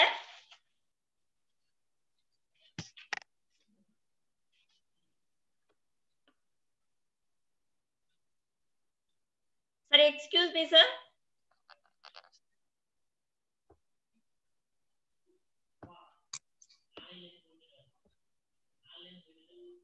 Mani sir? Ma'am, Yes, I'm sir. sorry. My Yes, sir. system Yes, sir. gone off. My system gone off. I'm so sorry. Okay. Kindly Okay, sir. excuse me Okay, for sir. it. Yeah. Now Please, continue. one second. Yes, sir. Yes, sir. Yeah. I'm very sorry. Very sorry. My system has Okay. switched off. Yeah. Okay. Dear friends, I'm very happy to introduce and welcome the most respected resource person of this session, Professor A. Veliyappan. He is working in the capacity of assistant professor at the Department of Education, Manomaniyam Sundarnari University. He is an expert in the field of environmental education and educational research. He has been serving in different institutions, and he has got more than 15 years of teaching experience. His scholarship has been published by him. He has attended more than 50 international and national conferences, seminars, PhD under him. He has also guided for MPhil, nearly about 50 MPhils and 100 MAd theses have been guided by him. He has been a kind of a resource person for many national, international conferences, seminars, workshops, and so on and so forth. He is serving in the capacity of member board of studies in various universities, as well as he is also a member in the doctoral committee of various universities. He has received 3 awards from reputed organization and different societies. He has published around 50 articles in national and international reputed journals. He has attended many programs like refresher courses, orientation courses, short-term courses, and so on and forth. But in spite of all these academic activities, he is a very interesting person of taking over many administrative responsibility at the university level. He has been the executive warden for the boys hostel at Manomaniyam Sundarnari University. He is the NSS program officer of Manomaniyam Sundarnari University. He is the director for Center for Student Affairs, Manomaniyam Sundarnari University. He is the director in charge for Department of Youth Welfare, Manomaniyam Sundarnari University. He is the placement officer of Manomaniyam Sundarnari University, and he has been acting as the chief superintendent to conduct the university examination at various centers, including the campus examination and all that. Only one thing which I just wanted to tell you, within 1 minute, I just explained about the short profile of Professor Veliyappan, but I understand he has got a lot of rich experiences, and those experiences are not a very simple thing to be explained right moment. I believe that the audience will be able to understand. They will be able to understand what I am trying to tell at the end of this session. So I'm really honored to welcome as well as to introduce the most respected resource person, Professor A. Veliyappan, for this wonderful program. I understand his inputs will be definitely going to be a very beneficial one for all the scholars, the budding scholars as well as supervisors like me. Sir, on behalf of our Honorable Vice Chancellor, the Registrar, Controller of Examination, and the Organizing Committee of Research and Development Center, the IQAC of Tamil Nadu Teachers Education University, and also on behalf of the collaborating institutions, the Sarada College of Education, we accord a very warm welcome to you, sir. Hope this session is going to be a very interesting one. I'm sorry there are technical glitches at home. I'm not able to see you, and I'm not able to present myself also in the video to express my gratitude. Anyhow, my best wishes to you. Hearty welcome. We are very happy to have you for this wonderful session on sampling techniques. Sir, thank you very much for accepting our invitation, and we are very grateful to you for helping us to present your valuable views in this session. Thank you very much, sir. Thank you. Good luck. All the best. Thank you, sir. Thank you. Thank you for your pleasing welcome address and introducing the resource person, sir. Now I hand over the session to our resource person. Please, sir. Good afternoon, everybody, madam. Madam, yes, I am audible? Yes, sir. Yes, sir. So, very good afternoon to every one of you. So, I am very happy to associated with all of you through the short-term webinar program on fundamentals of educational research. This is the 6th day, 9th session. I thank the Vice Chancellor, the Registrar, and Controller of Examination of Tamil Nadu Teacher Education University, and the Director and Deputy Director of Research and Development Center, and Director and Deputy Director of IPSC of Tamil Nadu Teacher Education University, in collaboration with Sri Sarada College of Education for Women, Salem, Dr. Shanti, the principal, the other organizer. I thank every one of you for being with us. Thank you, Professor Mani sir, for nicely introduced me. Thank you, sir. And the principals, the participants, the teacher educators from university departments and colleges of education and budding scholars across the different states of our country. So once again, good afternoon to every one of you. I hope I will make the session very lively and make it very interesting. And definitely those who are the net aspirant definitely get a very good input from this session, I hope.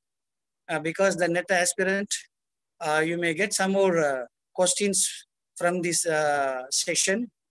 So I think I explained the concept with a lot of pictures during my presentation. We know that one picture is better than the explaining the more than 1,000 words.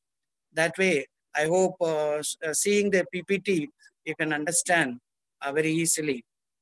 So my session is the sampling technique. Before we are seeing this session, just to recap what we have gained past 5 days. The first session, original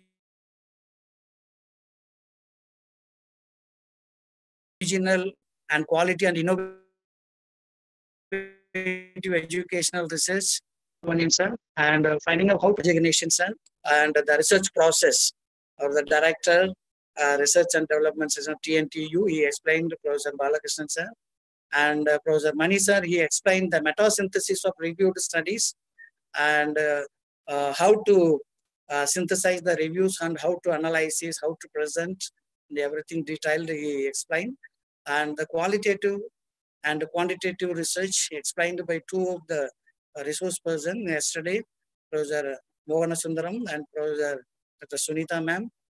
And just a few minutes ago, Dr. Prabhu sir, Prabhu Shankar, he explained the different aspects of research tools.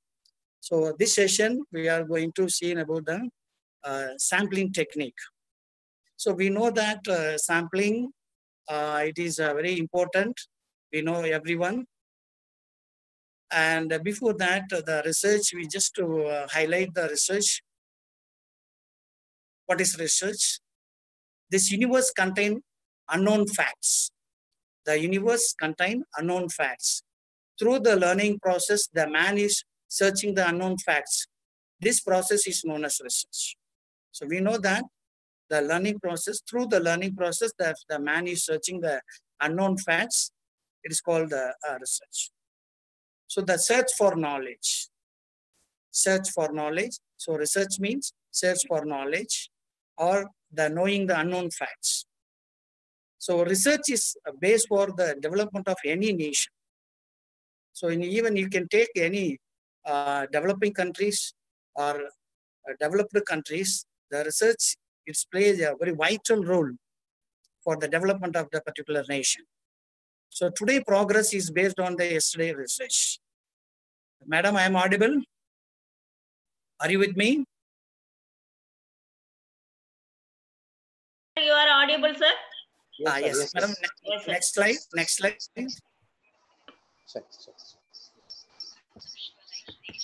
So today progress is based on the yesterday research. Okay. So because today what we are seeing this 4-way or 6-way roads, it is only by the yesterday research we are sophisticatedly we are enjoying, and we are finding out the vaccination for even coronavirus. Every countries they're preparing for that. Yes, yes. Even the finding of the research for anything, it is only by the research. So even in our country, 99% of what the objects, whatever we have, only by the research, not by the discovery. Only one or two things only we discovered. Other things, even the corona vaccination, every country is doing the research to find out the vaccination. So that is the reason research is the development base for any nations. My is what I'm going to do. What is sample? What are the characteristics of good sample? What is the need for sampling? And steps in sampling process and sampling techniques for the probability and non-probability sampling techniques and sampling errors. The sampling errors, how the sampling errors come, the merits and demerits of sampling. What are the merits, advantages, and disadvantages of the sampling? So these are the components we are going to see through this session.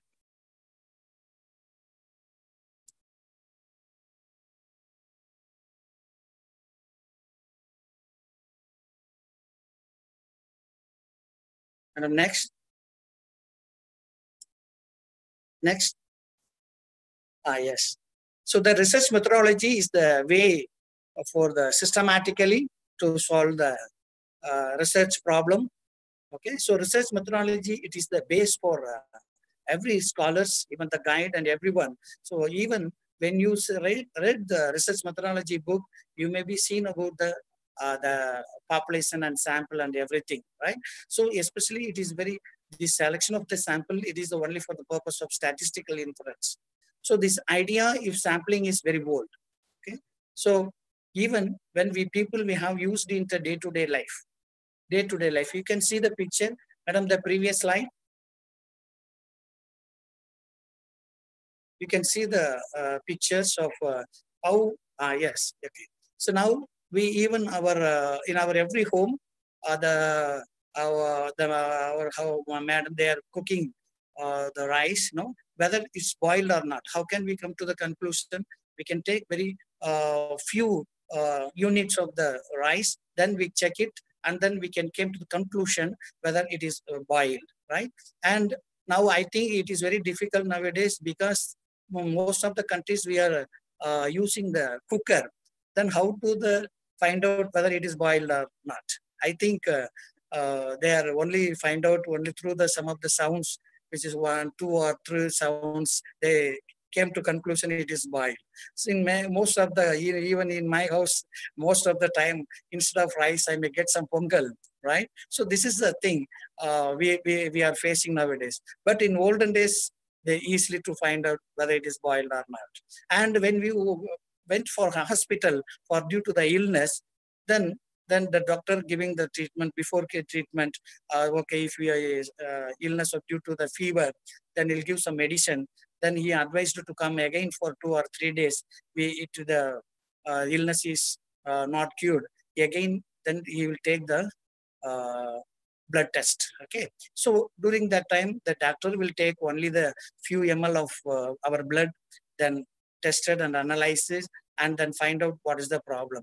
Then that particular, if you have the corona fever or it is a any other virus fever, then he come to the whole generalization to the whole body, right? Whole blood. So this is the sample. That is why the sampling, it is we have used in day-to-day life. Even in the nowadays, the opinion about the new movie also. When there is a new movie, right? When we come out from the theater, the media person, they will ask us, what about the movie? Is it very good or bad? Or they will ask some very few people, then he can come to the conclusion it is good or bad. So anyway, so the sampling, it is in our day-to-day life. Sampling, it is occupy a very important role, right? So now let us see what is population. What is population? The population, it is the group of individuals. It is a group of individuals. The group you want to generalize your findings, it is called as a population. The larger group you want to representing your sample, it is called a population. You can see the picture, you can, the big one, it is all the individuals in a population, all the individuals in the universe. It is a population. Otherwise, it is known as census, right? When you are counting, taken for study, all the individuals in a population, it is called a census study, census method. Suppose if it is not possible, you can take any one portion of the particular population, it is called a sample. So census method, when we are studying the entire population. That is the reason our government of India made a census once in 10 years from 18th century, 1871 onwards. Till now, the government of India conducting the census method, including all the members in our country. So this is called a census method. It is not an easy task. The thousands and thousands crores of money they are spending for knowing how much of persons, what their livelihood, and what is the standard of their living of the people. So that it is needs for the government. It needs this data. It is needed for the government and NGO and social sector, anything. That is why once in 10 years, we are collecting the census data. The sample and population, it is, it is related to each other. It is related to each other. That is why sample is drawn from the population. So without population, the sample may not exist. Further, the primary objective of the sample is to make the statistical inference about the population. And the two would be as accurate as possible. So we can take the units from the population and as a sample, and we have collected the data and analysis and draw the inferences to the whole population. That is the purpose of we are taking the sample.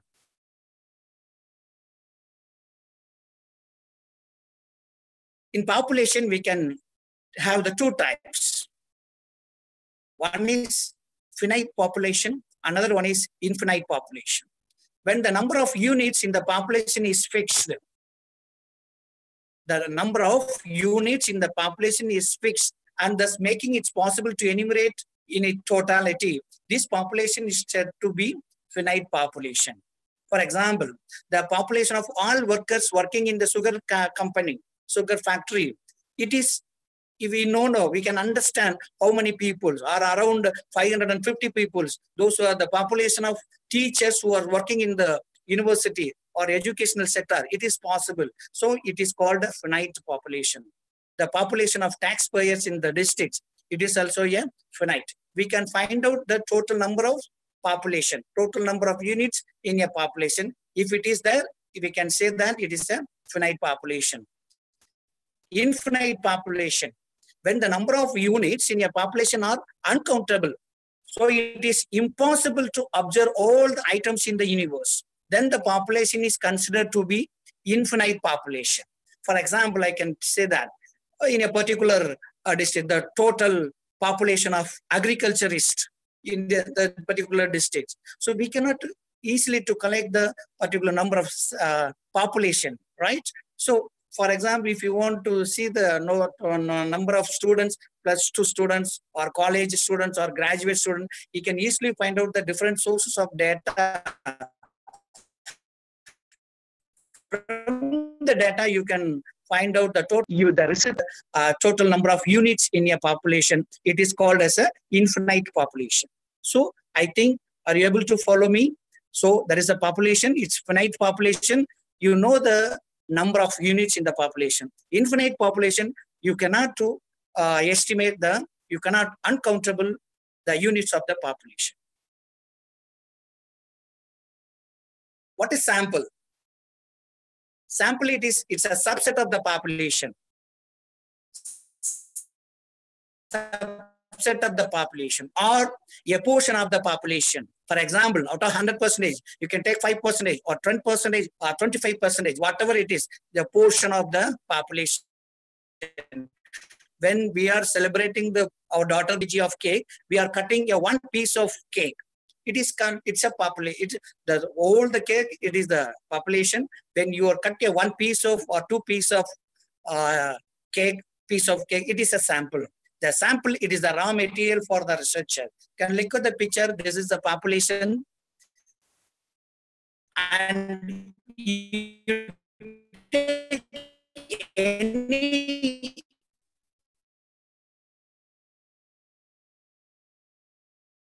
portion of the sampling. The sampling, before knowing the population, the researcher must to find out the target population. Based on the target population, you have to find out the study population, and you can draw the sample. You cannot go and directly collect the sample from the population. Before that, you find out the target population. For example, if a district, if you are the PG students or PhD student, or if you are the PhD scholar, if your target population means whole states, you cannot collect the data from whole state. Then you can come from the target population, you draw the study population. Very few southern districts only you may be taken. Southern districts, okay? From the southern district, you selected the very few districts. So in that way, you can go from target, then study, and you can take the sample. When you sample the entire population, because we know that only two methods, one is census method, another one is sample method. Is it possible you can go for the census method? Otherwise, you can go for the sample method. When you go for study the entire population, when your population is very small, in number, you can go for the census method. Or you have a very extensive resources, you can go for the census method. Otherwise, you have to go for the sampling method. Some characteristic of a good sample. Okay. So the sample where you are drawn from the population, it has some characteristics. If we have the good characteristic, only the results, what we expected, it may become. Otherwise, it leads to bias. The first one good character is the true representative. The sample must be a true representative of the whole population. The sample must be free from the bias. Any prejudice, it should be free from bias. And the sample you taken from the population, you should be very objective.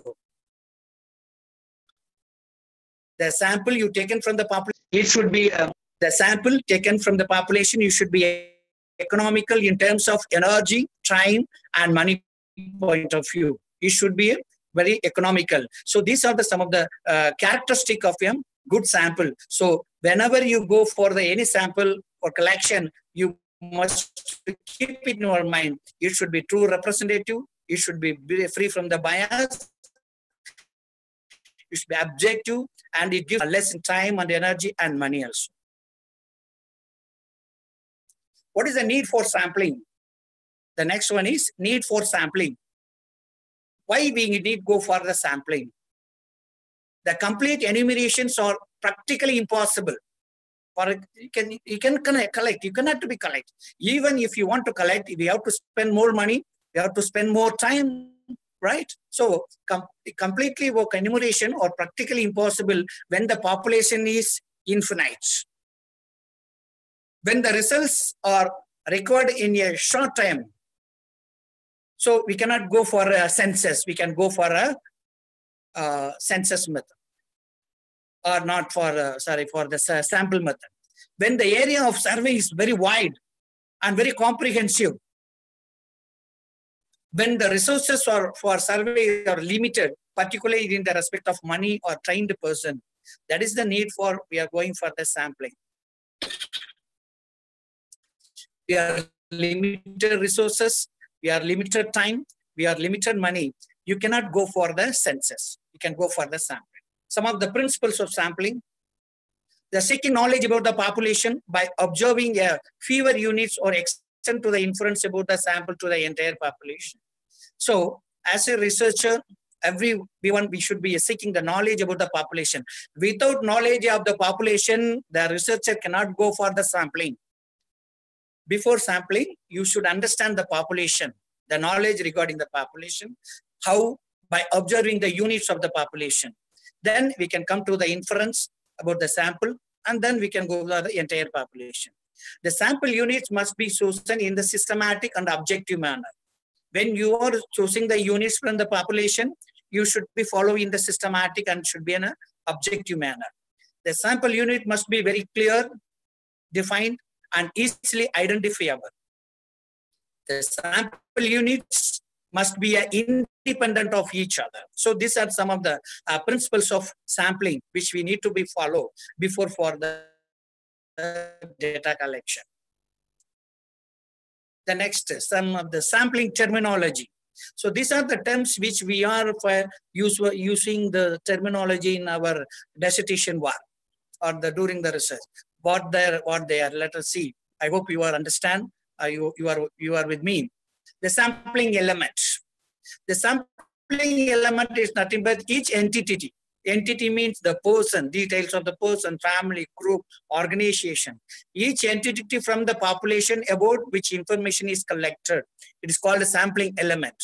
Sampling unit, the units under the study, it is called a sampling unit. Which unit you are going to study? This unit, it is the sampling unit.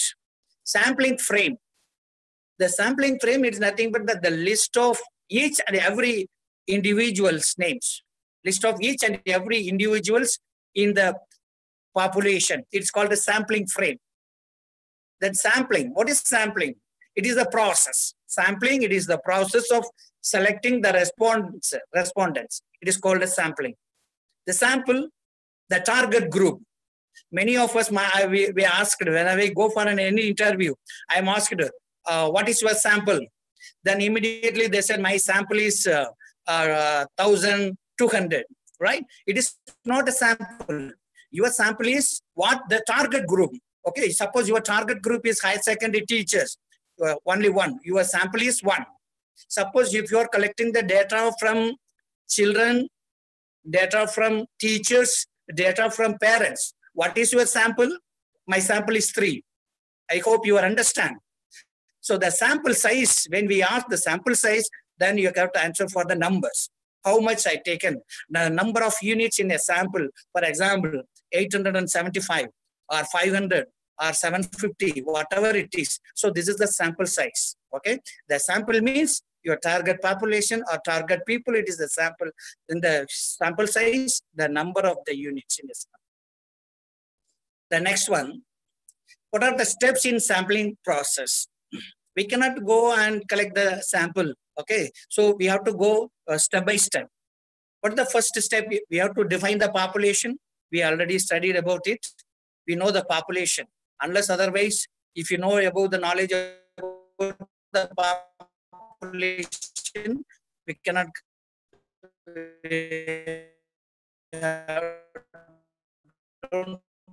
go for the collecting of the sample, the area, and study about the population, right? Understand the size of the population.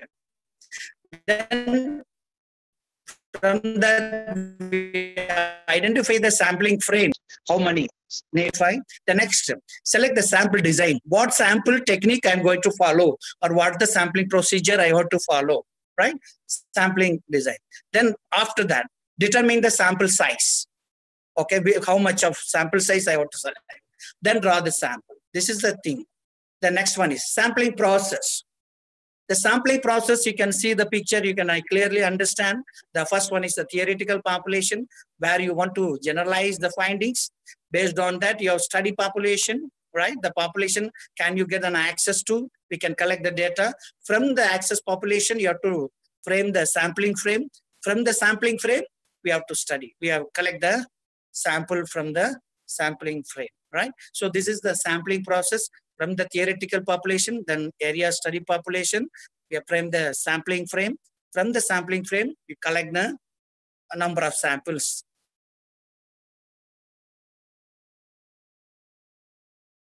The different types of sampling techniques, right? So before that, we have to see what is population, what is sample, how can we collect it, what is the process, what is the principles, why we need to collect the sample and everything. Now let us go and see the types of sampling techniques. Types of sampling techniques. We can classify into two types. One is probability sampling, another one is non-probability sampling. There is a two type, probability sampling, another is a non-probability sampling. Here I explain four type of sampling technique for each one. For probability, there is a simple random sampling, a systematic random sampling, stratified random sampling, and cluster sampling. You can easily to understand yes, yes, yes, and C. 3 yes and C. First yes, simple. Second yes, systematic. Third yes, stratified. And fourth one is C. It's for a cluster sampling. Okay. Then let us see one by one. Then we'll go for the non-probability sampling. Before that, I request the participant can have a cup of water, or even the organizers can have a cup of water or tea. Even if it's you can get even somebody there having the water, right? They didn't take of water. It is better to take. And I hope you are with me, all of you with me. Okay, so let us see one by one the probability sampling. The first one is simple random sampling. We will see one by one with a clear idea. You can see this is the next one. This is a simple random sampling. All the members in the population has a chance of being included in the sample. You can see the picture. You can easily to understand. It's a simple random sampling. We will write our names or numbers. Then we will take, and by anyone we will ask to come and pick up any one of the token. Then who's the names. So each and every units of the population have the equal chance, right? Then throwing dice. It is also be head or tail. It is also be a simple random. There is a equal chance whether head or tail, whatever it may equal chance. It may come anyone. So all the members of the population has a chance of being included in the sample. It is called a simple random sampling. Simple random sampling. Example: lottery method, lottery sampling, and throwing the dice. So this is a two methods. We can even with the help of the computer also or the calculator, we can get the sampling, right? Here, this is the sampling. You can understand all the equal the sample. It is called a simple. Next, you can see the picture. Easily we can identify. For example, if you went to any one classroom, if you find out there is around 30 students in your class, how will you select the data from out of 30 students, right? You can select here and there, right? In the first bench, you can select one, and second bench, third bench, fourth. You can select the randomly, right? For example, out of I need 10 data sheets, I want to collect from particular classroom. How can I select if the students are sitting there? Okay, so I maybe collect from the first rows from only few 5, then second row 4, and third row I can select 1, right? So in that way, if I select here and there, it is called as a simple random sampling. Out of 30, I selected only 10 from randomly. It is called a simple random sampling. What is the procedure for in random sampling? There is a procedure in random sampling. How to prepare a sampling frame. From the sampling frame, decide the sample size. Then you need the required number of units at the random, right? How from you can randomly you can select it. So it's a lottery method and number tables, random number tables, and using the calculator or computer, we can select the numbers. It's called a simple random sample. It has some merits and demerits. Most of the researcher, what they are following when doing the dissertation corrections, evaluation, I find out most of the students, they are following the simple, what type of sample they selected. Simple random sampling only they are selected. It has some merits and demerits. It have some merits. What are the merits? Okay, it's merits. Every method have the merits and demerits. For example, it is a simple technique, the simple random sampling. It is a simple technique. That is the reason most of the scholars, their students, they are selecting the simple random sampling. So the sampling error easily measured, can measure the sampling error, and it gives a equal chances of selection for individual from the population. So the simple random, it gives equal chances. Anyone can be selected, isn't it? So it gives a equal chances for the units of the population. So these are merits of the simple random sampling. The demerits, it does not always achieve the best representative. We cannot show that sample taken by the best representative, right? If the study is, suppose, if the study is repeated, for unfortunately, we have to do the again, but the same sample could not be identified. So this is the one demerits. If population is heterogeneous, this technique is not good to draw the sample. Suppose if it is the population is homogeneous, it is good. Suppose it is a heterogeneous, this technique, it is not good to draw the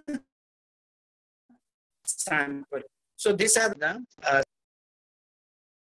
the next one is systematic sampling.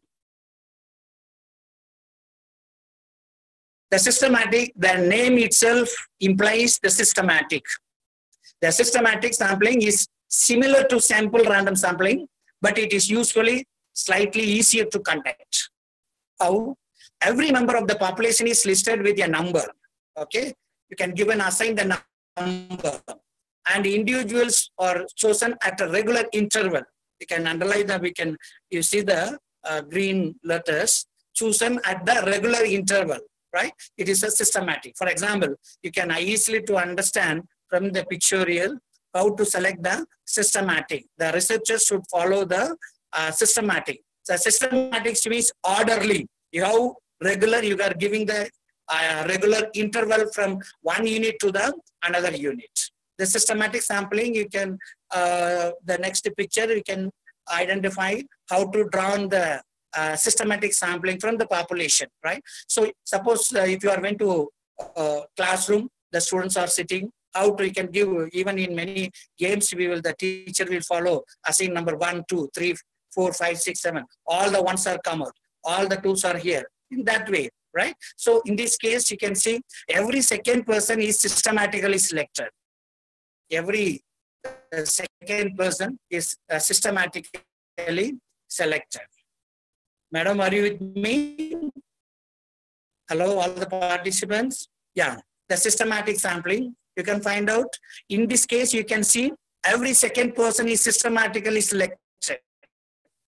The first, second person, then fourth person, then sixth number, then eighth number, then 10th number. You can see, find out the orderly. So the researcher follow orderly, not the simple random, here and there not. You can select the order, 2, 4, 8, 6, 8, and 10. So in such a case, otherwise need not to 2. You can take 3, 6, 9. In such a way, you can select. Okay, that is a nth number. Nth number means which number, if you want to begin, you can select it. So in this case, we can collect the data, right? It has, it also be, this method also have some advantages and disadvantages. It's relatively a quick method of obtaining a sample of event.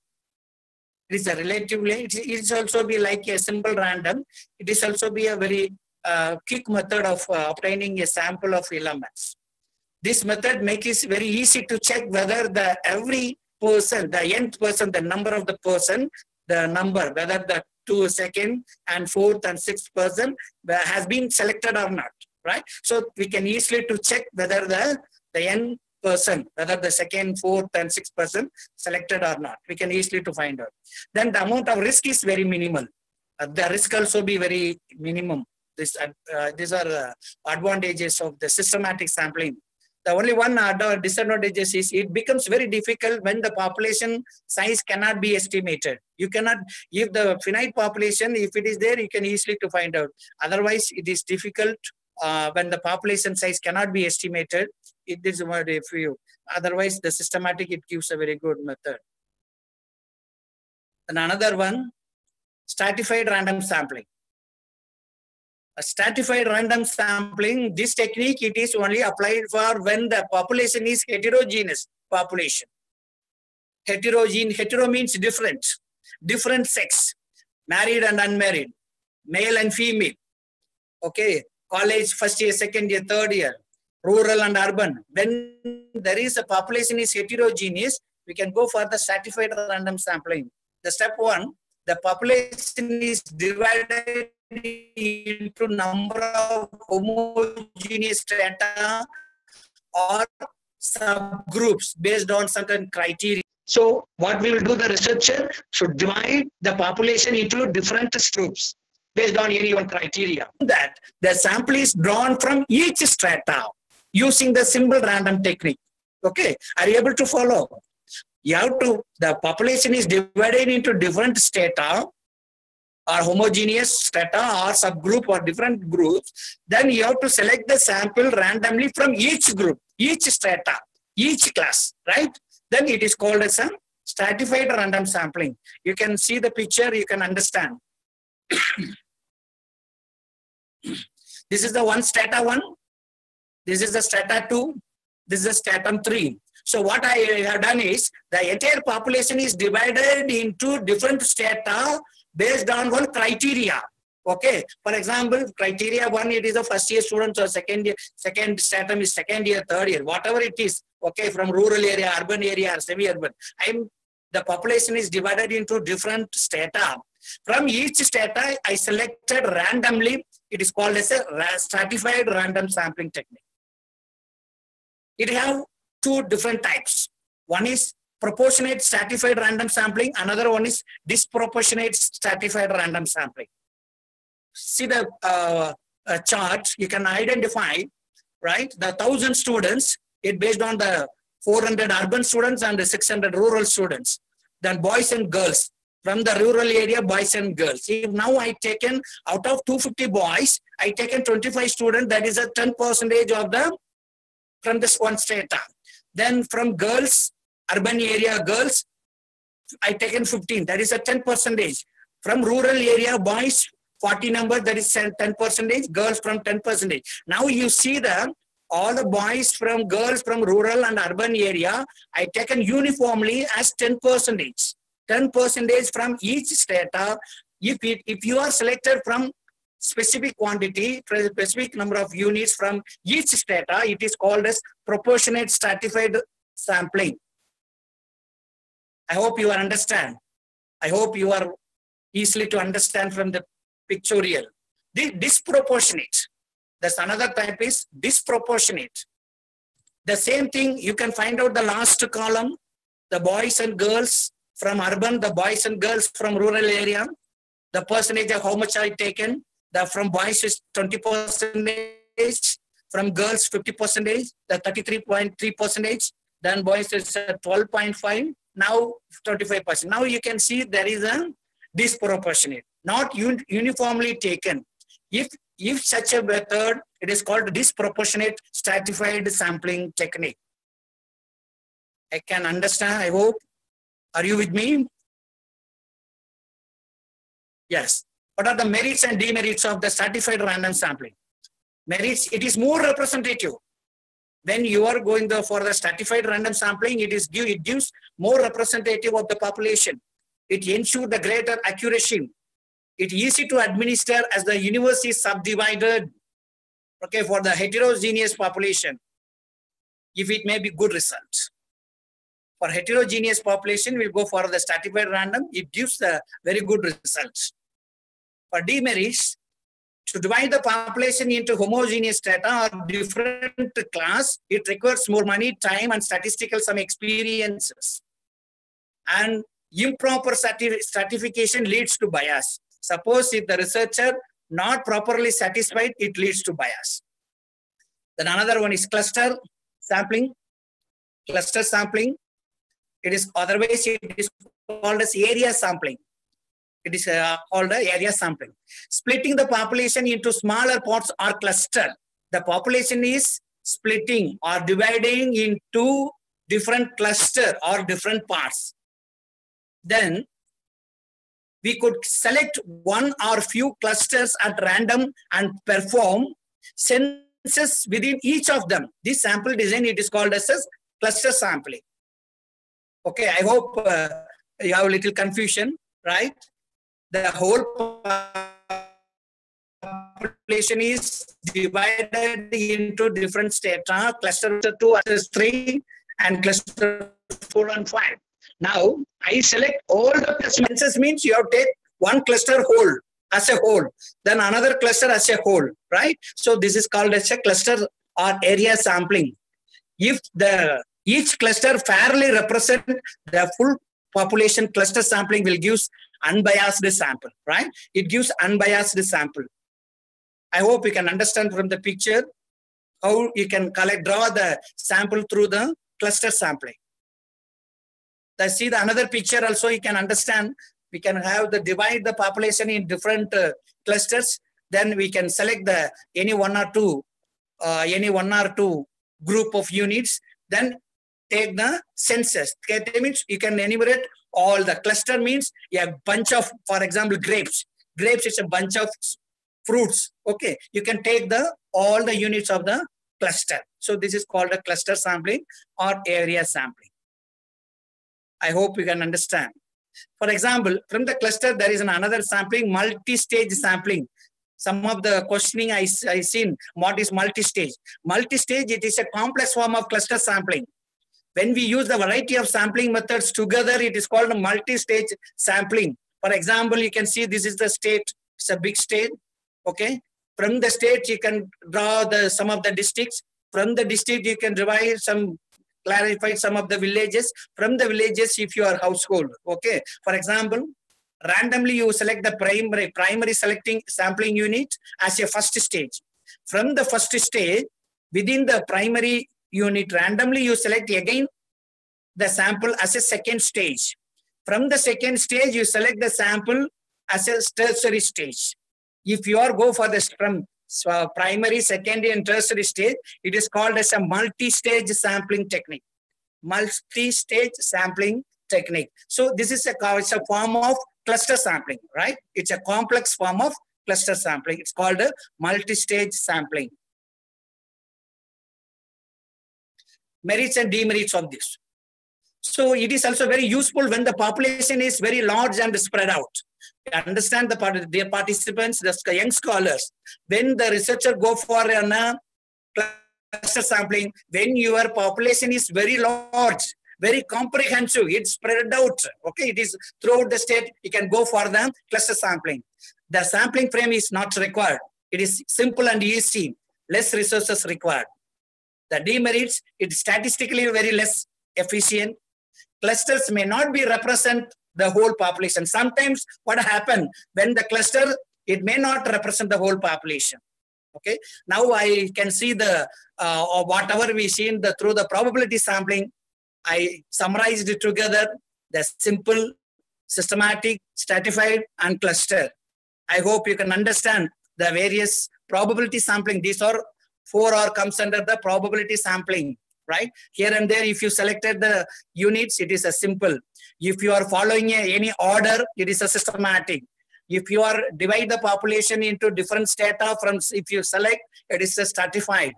If you are divide the population into different cluster, if you select the 1 or 2 few cluster as a whole, it is a cluster sampling method. I hope the participant gets some idea. As per my little knowledge, I am explaining you. I hope you can follow me. Then due to the time constraint, I'll go fast. Non-probability sampling. Non-probability sampling. right? Non-probability, what is the probability? Here there's no non-probability. The members of the population or the units of the population is being chosen is unknown. Unknown, we don't know. Sometimes it's referred as out of coverage. It is under coverage. We can say that under coverage or out of coverage. We couldn't estimate, we couldn't enumerate the total units of the particular population.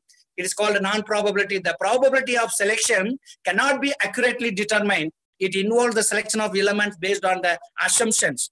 Based on the assumption. Hence, because the selection of element is non-random. Non-randomly. For example, the unemployed person who spends most of the time at home is more likely to answer when the employed housemate who might have to work at when the interview call. Suppose of the teacher, when we collect them data, when went to any house, one who are having any or not having any work, he may come immediately than the employed housemate, isn't it? So this is a non-probability. You cannot get them equal chances from the other members of the population. So the non-probability, the process of selection a sample from a population without using the probability theory. We can have this units do not have fixed probability. It is included in the sampling. It is usually when sampling frame is not available. So, for example, it is only the different units does not have an equal chance. You cannot estimate the members of the population. So, this is the differentiality and non-probability techniques. It is the four method. It is the 4 types of different non-probability sampling technique. One is convenience sampling, purposive sampling, the quota sampling, and another one is the snowball sampling. And understand that is other thing is 3S, 1C, simple, convenient, and purposive, and quota, and snowball. There's another 4 types. The first one is convenience sampling. The convenience sampling has some other nicknames. Okay. Sometimes instead of convenience, they may be asked like this: opportunity sampling, or accidental sampling, or hazard sampling. It has the 3 nicknames, right? The sample is being drawn from the part of the population which is close to hand. Close to hands, the sense near to the researcher. So readily available, and it is very convenient to the researcher. It is called convenience sampling. So most of the researcher, what we are collecting, summaries, okay, they are collecting which is very available, readily, very close to hand, where the college is very close to me. So then I went on and collected the data. Right? Then it's not a mistake. It is also be a convenience of the investigator, right? It is readily convenient. So the researcher using such a sample, right, cannot scientifically make the generalization because about the population, because it not be too representative enough. It's not a true representative. Right? Example, if I give an example, the researcher want to conduct a survey in a shopping mall. He went in the early morning, he collected the data. So he missed the other customers, those who are coming in the afternoon or in the evening. Okay, so he couldn't get the represent the views of the other members of the society. He may be conducted at the, so how can he conducted? That fellow, he may be conducted in the shopping mall in the morning, in the afternoon, in the evening, and at the 8 o'clock. Suppose if you are a different time, you can collect the data from different kinds of people, then it may be more accurate. Otherwise, if in the morning only if we collected, it goes to the biased. So this type of sampling, convenience sampling, it is most useful for the pilot testing only. For the pilot test, the convenience is good. Otherwise, it leads to some bias. See the picture, you can understand what is the convenience. Here you can see the blue color t-shirt is the researcher. It is the other sorts of the population, right? Those who were close to the hands. He just collected the data, collected sample units from the population, those who are sitting nearby, those who are working nearby. It is called as a convenience sampling. So this method, the sample is drawn from the part of the population which is close to hand. Convenience sampling use the research when the research is interested in getting an inexpensive. If you want to, without inexpensive, if you want to collect the data, we can use the convenience. But as the name implies, the sample is selected because they are convenient. Convenience sampling often leads to a biased studies. Since it consists of only available people only, the convenience sampling has a very little statistical validity. It has more advantages and disadvantages. I can highlight it here. Most easy, it is most dangerous. Okay, but no need of list of population. Collect the data quickly and economically. It is the best method for explorative research. It does not require any statistical expertise. Disadvantages, it is highly biased because the researcher very subjectivity, and so it does not yield the true representative of the sample from the population.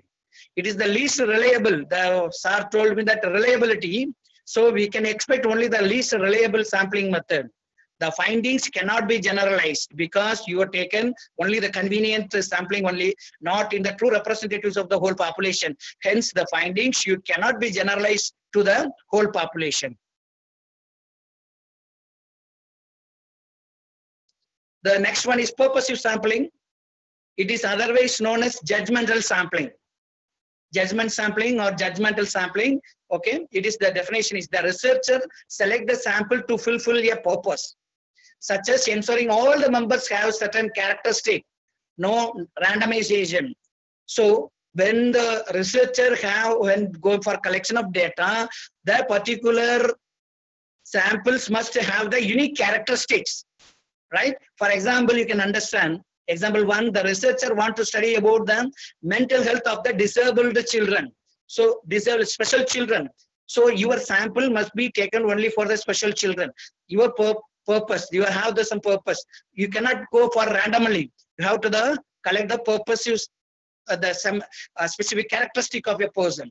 Suppose if the researcher want to study the illness due to the coronavirus infection, right? So those who are affected, you have to search and find out the respondent. It is called as a purposive. You can see the picture, you can understand.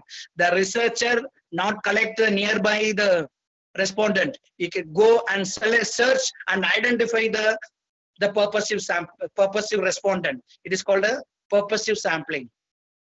This is a population. From the population, you selected only those who are the special characteristic or specific characteristic only. Due to the researcher believes it makes the sample unrepresentative, sometimes projected data beyond the sample inappropriate. It sometimes projected data may come, right? So these are the disadvantages of this sampling. Then another sampling technique is the quota sampling. Quota, I hope the population is the same thing where we are done in the stratified random. Okay, the population is segmented or divided into some subgroups, just like a stratified sampling.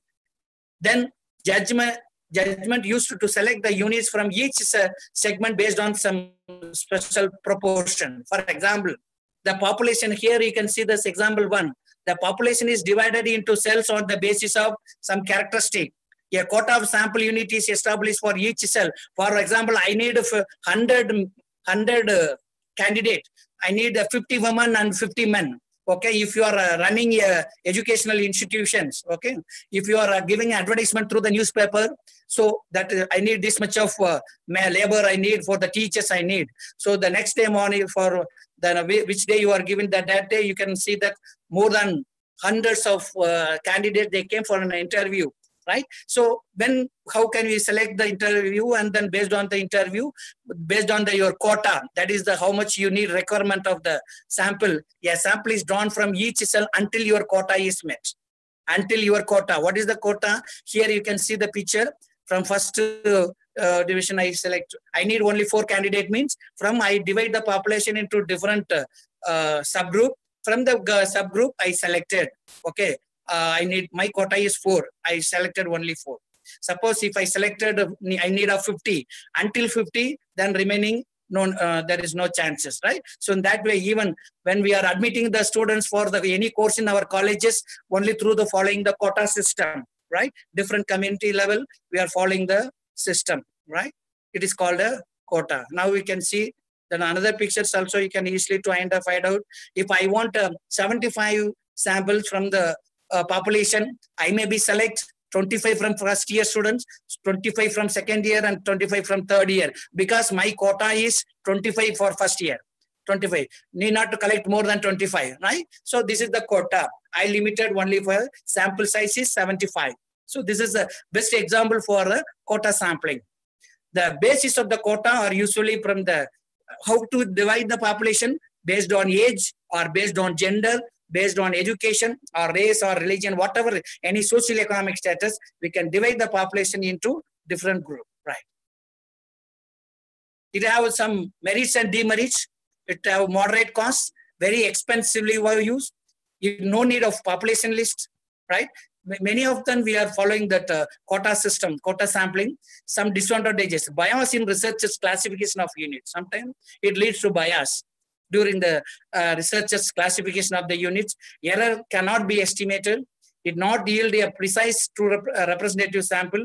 It only accessible person. It choose only the accessible person. One who come first, sir. So, okay, you are come earlier, you are selected, others are not, others are rejected. So in that way also it is only accessible persons. The last one is the snowball sampling. It's a very colorful name. Snowball, snow means we know that very colorful. It's a colorful population. For selecting the participants or the responsible by finding one person from the person, one or two person from the, then asking them to the refer to others, right? So for example, here I given some of the example, selection of additional respondents is based on the reference, only by the reference, okay? From, we find out one person, from the person we find out the, from the reference of first person, we collect the another two, from the two we can collect the another two. In that way, if go, building a sample through referral. That is called as a friends of friends. Friends are one from one friends, we find out the two. From the two, another two find out. Okay, like this it go. So it is usually done when there is a very small population size. So when there is a very population size is meaning you need not to go for the snow sampling. When the population is very rare, you can go. For example, you can find out this picture, you can understand. I find out one person. From the person, from the first person reference, I got the two addresses. Then I collected the data. From the two person I collected. So just a few years ago, there is when I was in studying that, there is one person came to me. There is a, you want to selling the product, that Amway product. What they said, sir, you have to join this business scheme. Then you have to do is to introduce the two person. Then that two person introduce the other two person. The change goes like this. It is clearly exemplification for the snowball sampling. Okay, that is a friends of friends. Through the reference only we collected the sample, right? For example, example 1 and 2 I can given here. Interviewing the homeless person and then asking him to introduce the other homeless person. It is a possible. Suppose if you are studying the homeless person in your district, right? So you don't know the list of the sampling frame, right? So you find out the one person that person knows who are the homeless persons. That way, for example, too, if the researcher one of my students, PG students, he done the work, okay, recently. And the transgenders, what are the problems faced by transgenders during their school studies? So she don't know the transgenders. So she found out one transgender.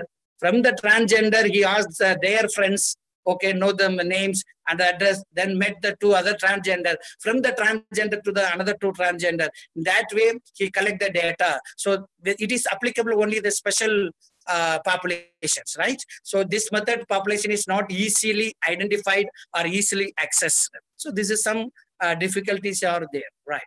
You have some more advantages and disadvantages of the snowball sampling. Low cost, usually in special situation. It locating the members of rare population only we can find out. It is very useful for studying the social groups, informal groups, useful for smaller population.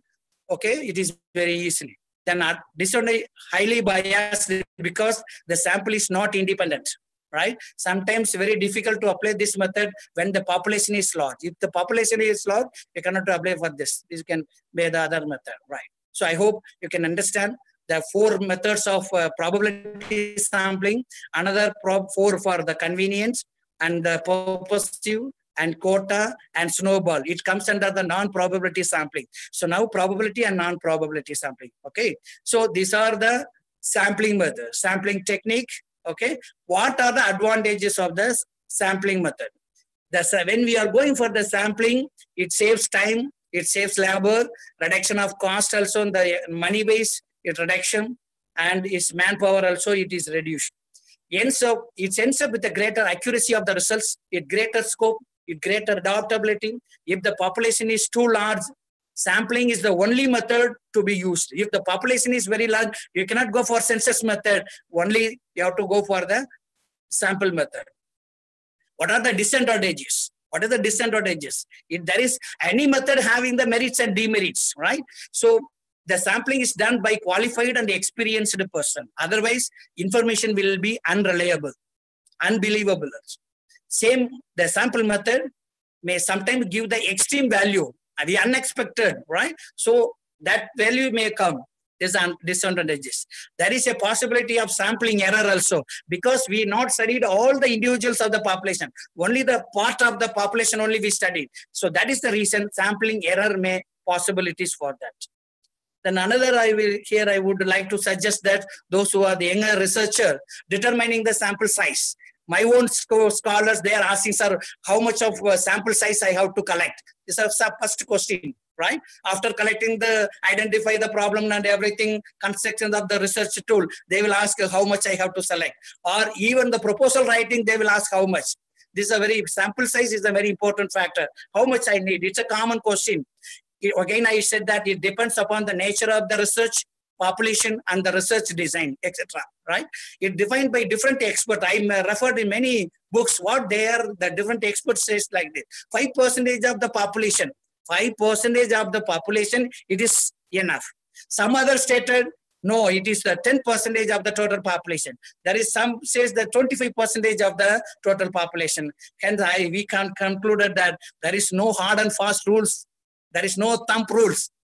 Right? Okay, for selecting this much, there no need, right? But here I said that you should be neither too small nor too large. Okay, neither too no needle and not too large is not. We can have the optimum size. It is enough for doing any research. If the researcher wants to study intensively for a particular problem, it is better to select the small sample. If you want to go for a case study, it is better you can take the small sample. It gives accurate results. Sampling error, it may arise. How? Because we are not studied all the units. The part of the total population is called, because errors which arise because of we studied only the part of the population. So hence it is called a sampling error. It arises due to the non-representatives or inadequate sample size. Because these two reasons, the error may come. Suppose when several samples we are drawn from the particular sample, different person taking the same population, but their results comes not identical. They never come, the results or both results are same. No, because the degree of variation of the sample results is measured by standard deviation. It is called standard error, right? The sample size increase. Suppose the sample size is increased, the magnitude of the error will be decreased. That is the reason, as much as possible, if you take the sample size, it can reduce the sampling error will be reduced. So the sample size and sampling error negatively correlated, right? This is a sampling error. When error if comes due to the sampling, it is called the sampling error. Non-sampling arise from the sources other than the sampling. It includes due to the observation, due to the measurement, due to the responses of the units. Responses, because when we went to a particular college or school, collect the data, we don't know how much they taken sincere effort by the respondent. Such errors, it is called as, if the error comes, it is the sampling error. If other than the sampling error, it is called a non-sampling error.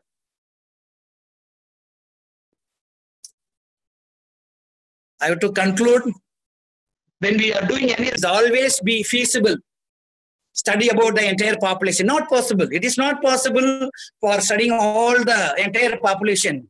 In such a situation, we need to apply for the sampling technique to select our sample, and it is better to select the probability sampling technique.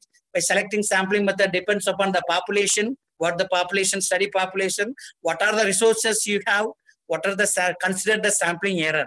So the greater size of the sample, the higher level accuracy of generalization. Okay. So I hope you can understand the sampling, different sampling technique. I don't feel which method is inferior, this method is superior, right? Every method having the merits and demerits. It depends upon your population, depends upon your research. You can select. But most of the cases, they may be taken the sample from stratified random sampling, but in the thesis, fortunately, unfortunately, they're writing in the simple random sampling, right? So I hope the participants, you can get some idea about the different type of, different techniques of sampling. I hope, as per my little knowledge, as per my, I prepared, and whatever I have, I just to share with only through the last 1.5 hours. Really, it is a very eye-opener for me. Only because of this task you have given me, I prepared, and whatever I have, I shared with you all the participants. So with this juncture, I thank Rajeshwari ma'am, Dr. Rajeshwari madam, Dr. Professor Mani sir for giving me an opportunity, right? So all the organizers for Tamil Nadu Teacher Education University and Sri Sarada College of Education for Women, Salem, for giving me an opportunity. I thank you very much. I thank all the participants for the patient listening. Thank you. Now, session to Dr. Rajeshwari ma'am. Yes, sir. Thank you, sir. Thank you for your excellent presentation, sir. We got profound knowledge from your session, sir. I am very grateful. Thank to you, sir. Madam, one second, madam. Then last slide. Can you put in the thank you after conclusion? Yes, sir. Yes, sir. Because they suppose they need my mail ID and other things. Useful for the participants. Yes, sir.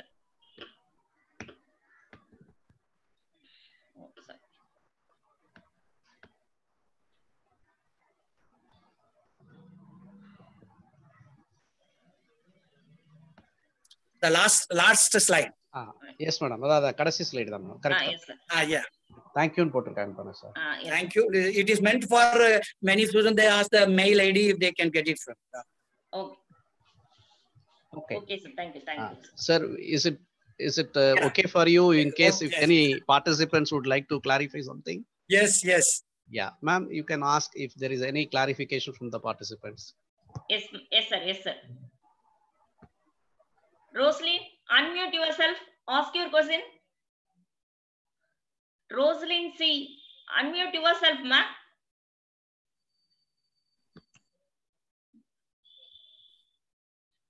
Rosaline? Yes, ma'am. Yes. Ask your question, ma'am. Unmute your microphone, Rosaline.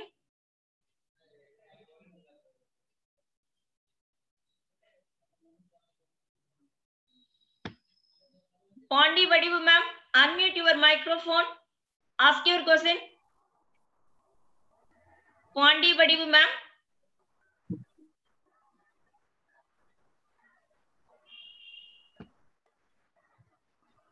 L. Yogaraja, sir.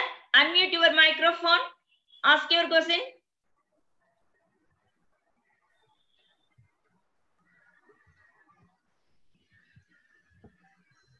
Raji Gopal. Yes, ma'am. Yes, Hello, yes, sir. Yes, hello, sir. Yeah, Yes. wonderful session, sir. Thank you for Okay. that. So, some doubts regarding the presentation. You mentioned that cluster sampling and some quota sampling, convenience sampling are not true representatives of the whole population. So what is our justification if we were to choose cluster sampling? Can you give some examples as to when cluster sampling is exactly used? Okay, good. Thank you. When we'll go for a cluster sampling, when your population is very comprehensive, very huge, okay? Yes, sir. That particular situation only we can go for the cluster. So when we go for a cluster, why it is it's good method, but we should be very careful when we are dividing the population into different cluster. Yes, sir. Okay, so we can divide the population in different cluster or different subgroups. Then we can select very few clusters. Okay. Then you have to go on for the census method. Okay. Okay, sir. Okay, this is a difference between the other method to here. You have to go for the class each. If you are taking the only out of 10 cluster, if you are taken the 3 cluster, you have to census all the 3 clusters. Okay, okay. So we can take more than one cluster. We can take. Yes, we can take. Yes, why not? No problem. Okay, Based on the sample size, you can collect many more clusters also.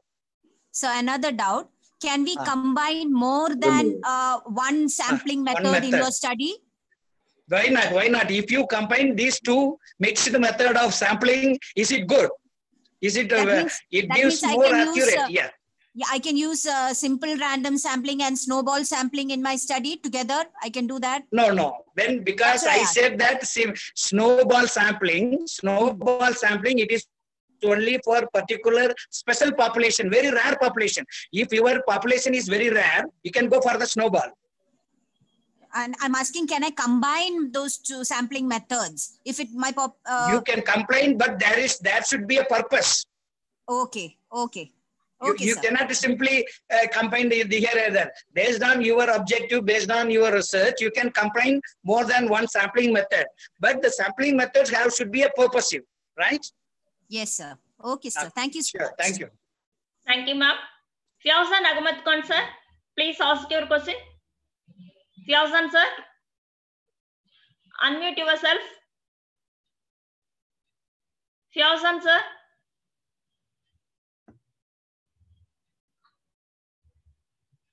Next, Kate Deepa, unmute your microphone, ask your question. Kate Deepa. Kate Deepa. Ma'am, good afternoon, ma'am. Yes, ma'am. Ask your question. Sir, good afternoon, sir. Yeah, good afternoon, madam. Sir, it's a very useful and informative session, sir. Thanks a lot, sir. Thank you. Thank you. Sir, I have one question, sir. Yeah. Sir, my study, TNTU under control of 754 B.Ed colleges. I have selected B.Ed colleges in 3 districts for my survey. Okay. And taken 600 students, 3 districts for my sample. Okay. Then how to write my population of the study, sir? Yeah. You can easily to identify which year you are going to collect the data. Is it clear? Which year you are going to collect the data? So now is it a finite population? It is a unfinite population. Okay. It is a finite population. You can collect the number of population from the university website.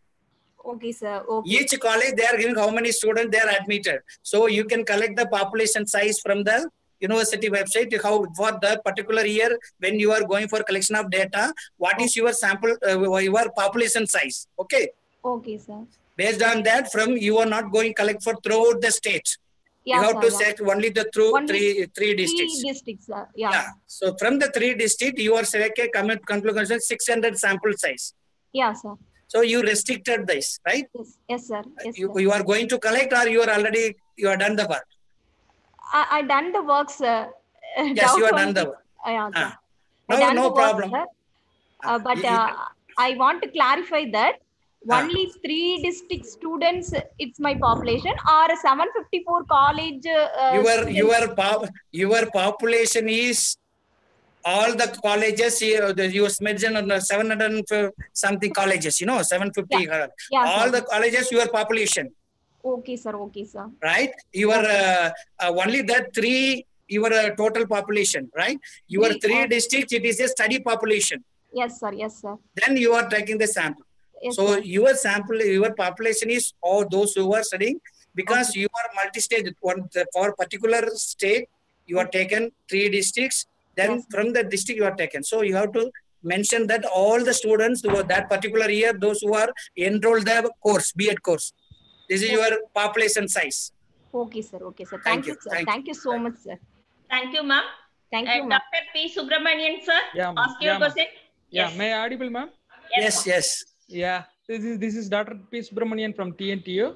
At the Okay, outset, sir. I would like to congratulate Professor S. Mani sir, my HOD, and Dr. A. Rajeswari ma'am, and Dr. U. Pandian sir, and Sarada College of Education for arranging a wonderful session. Okay. Velipan sir, you have given a wonderful presentation, especially crystal clear presentation you have given. And my hearty Okay, sir. congratulations to you, Thank sir. you. Thank you. In this juncture, I would like to ask one question to you, sir. Yeah. What are the major difference between a stratified random sampling technique and simple random sampling technique, sir?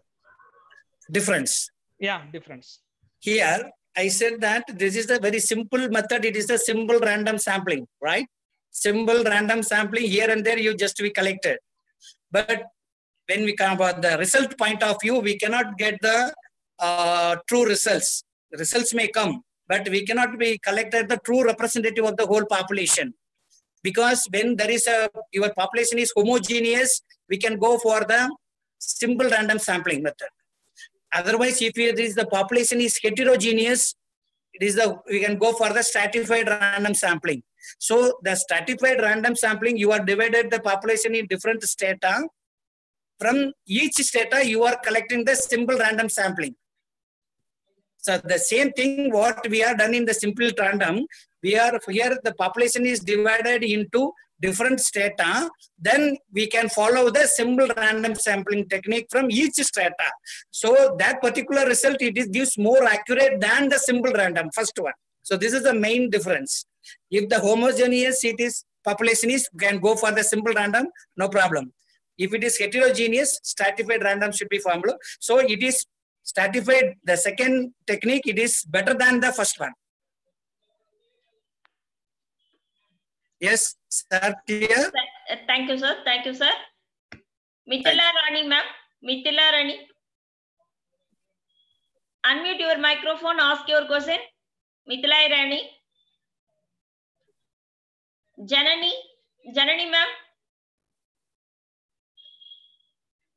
Mithila Rani, ask your question, ma'am. Janani, ma'am. Unmute your microphone.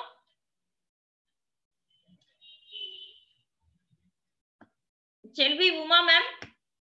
Yes, ma'am. Yes, Good afternoon to everybody. Yes, Really, I want to congratulate the university and the other stakeholders, Vice Chancellor and other person concerned, Mani sir, Registrar sir, and also Rajeswari madam. Really, you are doing a very good job. I'm also attending each and every program conducted by Tamil Nadu Teacher Education University. For that, I want to thank everybody. And also today, resource person both have done their justice for the topic. I have attended all the presentation in the sense PPT also very nicely, very systematically presented to us. It was very clear, each and everything, everybody, even that young scholar can understand everything. And also I know both in person, Velipan sir also I know. Velipan sir, you may recognize myself. Yes, Chetpat. But we have met many number of times. Yes. Really, I feel glad. You are quite young. Even then, you have presented in a very neat manner, systematic manner, and also clearly explained, clarified all the doubt. And also, I want to congratulate both Prabhu Shankar sir and also Dr. Velipan sir. Thank you so much for having given an opportunity. Thank you for me recognized to me. Thank you, madam. Yes, on the other day also, when you were presented in MS University, also I attended the program. That also very systematic, sir. I want to congratulate. Thank you. And I want to thank Rajeswari madam for having given a chance to give a praise with the word to both the resource person. Thank you, sir. Thank you, Mani sir. Okay, thank you. So, thank you, ma'am. Next, M. Hari Krishnan sir. Unmute your microphone. Hari Krishnan sir. Thank you. Renu Sarma ma'am. Renu Sharma.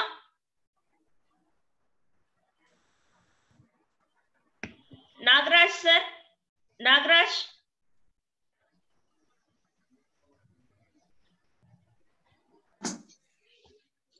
Sir, okay, sir. Shall we conclude the session, sir? Ma'am, Yes, sir. I would like to clarify with Professor Veliyappan Yes, one simple point. Professor, Yes, is yes, it audible? Yes, it's audible, Professor. Sir, I think my colleague has also clarified one point with regard to what is the difference between simple random and stratified random sampling. Yeah. But my point is also similar to that. What is the, and how can we understand the difference between simple random sampling technique and the random sampling technique? So what is the difference between these two, though it appears to be similar? Yeah. Please, sir. Please, sir. Actually, sir, randomized means we are sampling all the techniques, because for example, or cluster. Okay, so all the probability sampling we are using the randomized. Okay, when the simple random is just for when the researcher went to for any during the data collection without any prejudice, without any idea, just given the simply given to the sitting those who are nearby here and there, simply given and collected the data, right? So because he's not having any prejudice, he can simply given the equal chances to the all the persons. It is just a simple random. The randomization, it is the same thing what we all the method we have followed, even we stratified different strata, then again we are going for the randomized in the disproportionate sampling also. So in that way, so it is a very minor difference between the randomization and the simple random sampling method. Sir, can I say one word about that, sir? Mani, yeah. sir? Yeah, you can add more. Yes. And Dr. Selvi, sir, random sampling, we are picking it out without any rules in our mind. We are just randomly selecting the sample from the whole population. But coming to stratified sampling, that all the population or whoever we want to get the response, put under different category, different strata. From each strata, one strata may consist of 100 members or 50 members. From the strata, we are selecting randomly within. So all the different strata should be given equal opportunity. But anyway, from each and every strata, we have to select. Random is among the particular members belonging to one strata. So randomization is happening in or among or within each and every strata, sir. That is the difference. But each and every strata having the representative of the sample. That is the difference. Total random selection is called as a simple sampling, random sampling, simple random sampling. According to the strata is called as a stratified sampling. That is the main difference. Okay, sir. Thank you, sir. Thank you, madam. Okay, sir. Madam, is there any more clarification? Regarding what, sir? No. I'm talking about the participants. Thank you, sir. Thank you, ma'am. Chitra, ma'am, unmute your microphone, ask your question. Roslyn, unmute your microphone, ask your question.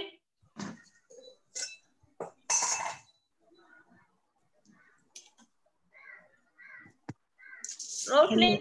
Yeah. She's coming. Hello. Yes. Yes, ma. Ask your question, ma. Good afternoon, sir. Yes, sir, good afternoon. If more than larger sample size is enough for the accurate results, sir. If greater sample size is accurate results, sir. Hello. Yes, when you go for the census method, you can get the 100% results, right?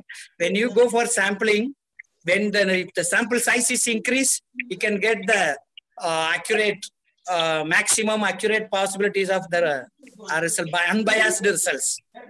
But we cannot say that 100%. We cannot say because 5% significance, 1% significance error. They definitely will come. Okay, sir. Thank you. Ma'am, any more questions, ma'am? Any more clarifications? Sir? Is there anybody raising their hand? Sir. Right. Chitra Okay. JS. Chitra JS. Pondi Vadivu, ma'am. Pondi Vadivu. Unmute your microphone. Ask your question, ma'am. Rosaline, ma'am, please mute yourself. Rosaline, ma'am, please mute your microphone. Devi, ma'am. Devi, unmute your microphone. Ma'am, Devi, ma'am. Please, Devi. Isaac Paul, sir. Unmute your microphone. Ask your question.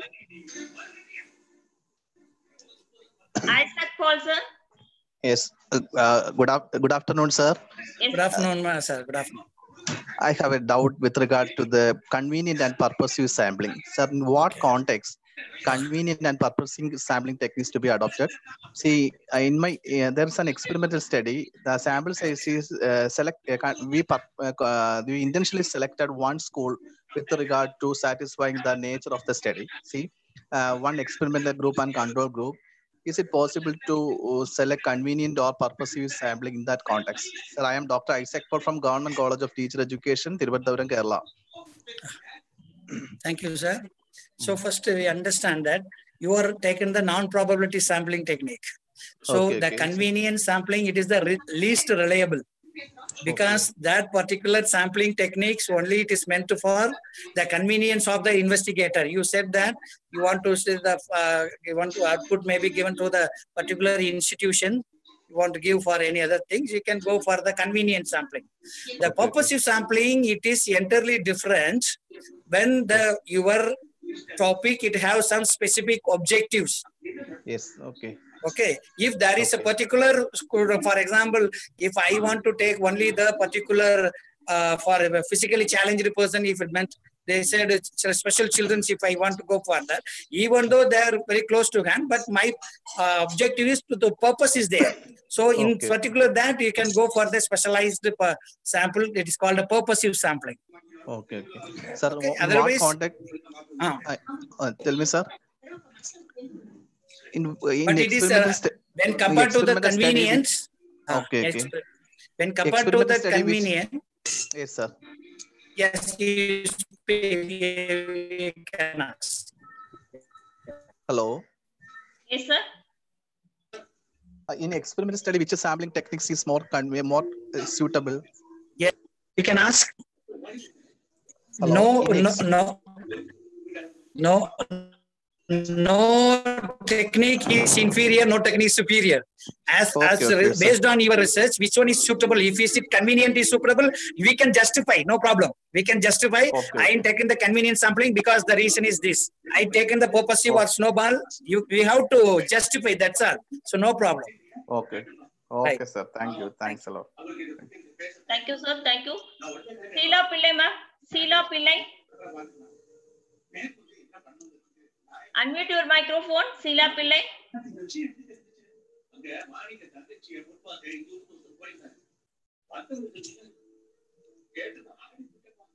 Sir. Yes, ma'am. Yes, ma'am. Otherwise, yes, ma'am. Yes, ma'am. If there is no questions from or clarification of the participants, we can just wind up. Professor, shall we? Yeah, sure, sir. Thank you. So thank you very much, Professor Mani sir, Rajeshwari ma'am, for very patiently helped me in a technical aspect. So all the technicians, and I thank very much for your cooperation. Thank you, Professor. Thank you very much for all the participants. Also, thank you very much. Thank you, sir. Thank you, sir. We are very grateful to you, sir, because of you, your valuable views. We have learned a lot. In fact, we are very much grateful to you for helping us by presenting a very wonderful, way of doing things. How a scholar, young scholar to a senior scholar like me can follow the systematic procedure of adopting the sampling technique. Thank you. It is a very revealing and it is really very informative, interesting. Thank you very much, sir. Thank you. Thank you, Professor. I am also be a learner. I am also be just sharing. I am learning also. Only through the webinar, I am learning so many points. Thank you. Thank you. Thank you, sir. Thank you. Madam? Yes, sir. Gratitude is the healthiest of all human emotions. The more of you express gratitude for what you have, the more likely you will have even more to express gratitude for. Now I call upon Professor S. Santi ma'am, Principal Sri Sarada College of Education, Salem, and convener of this autumn program to propose vote of thanks. Please, ma'am. Madam, am I audible? Yes, ma'am. Good afternoon to all. It's the 5th day of our program. First of all, I thank our University Vice Chancellor, Registrar, Controller, Dean, IQAC and R&D cell members to organize this program for the young scholars in the research field. I'm thinking, according to Abraham Lincoln quote, wonder is the beginning of the wisdom. Really, today both the sessions are very wonderful. In the first session, Dr. Prabhu Sangha gave very good explanation about the tool and its features, how to construct the tool and everything. In the second session, shared by Dr. Velliyappan, Department of Education, Manamuniam Sundarnar University, Tirunelveli. Sir, really your class is very live, sir, and related with the current events. The participants can easily understand from your PowerPoint. Your teaching, that is a lecture technique, is very informative and useful for. I also, that is, have the very good opportunity clear my doubt from your presentation. Very good presentation, sir. On behalf of the university, organizer of the program, participants from teacher education colleges, and myself from Sri Sarada College of Education, I express my heartfelt thanks to both Dr. Velliyappan, sir, and Dr. Prabhu, sir. Thank you very much, sir. Thank you, Ananda. Thank you, madam. Thank you. I am Velliyappan. Thank you very much for your feedback and what a thanks, madam. Thank you for you attended the whole session. Yes, thank you, principal. Thank you very much, sir. Thank you, madam. Thank you. Thank you, sir. Thank you for all. Thank you. Yeah, Rajeshwari ma'am. Sir. Kindly inform to the participants that we will be having some feedback session on the last day of our validatory function. Okay. Those whoever is interested to speak on the 7-day short-term program organized by the Tamil Nadu Teacher Education University R&D, IQAC, and Sri Sarada College of Education. Whoever is willing, ask them to post their willingness into the WhatsApp group, and we will pick out some people. We will give them chance to speak during the validatory session, which is going to be held on 17th to get their feedback, so that we can also try to get a lot of input to how to improve our future programs. So you kindly make it a point to not only to communicate to the participants through this platform now, but also you post it in the the WhatsApp group also, so that whoever is willing to take part, come forward to give the feedback. We will select some people and then we will give them chances. Okay. Okay, sir. Thank you, sir. Thank you. Thank you, ma'am. And you can announce now also. You can announce now also. Yes, sir. Yes, sir. So, dear participants, attention please. Your feedback link was given in the chat box. You may check it. Attendance is mandatory for certificate. So kindly send your feedback to us.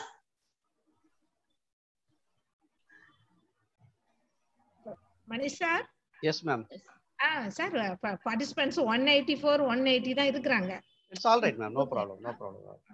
It has come down. Once when we think of proposing vote of thanks, people will be very much eager to move out of the platform.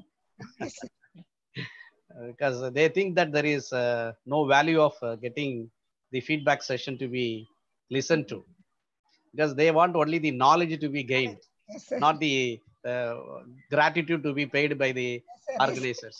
That is our people. So that's fine. Okay.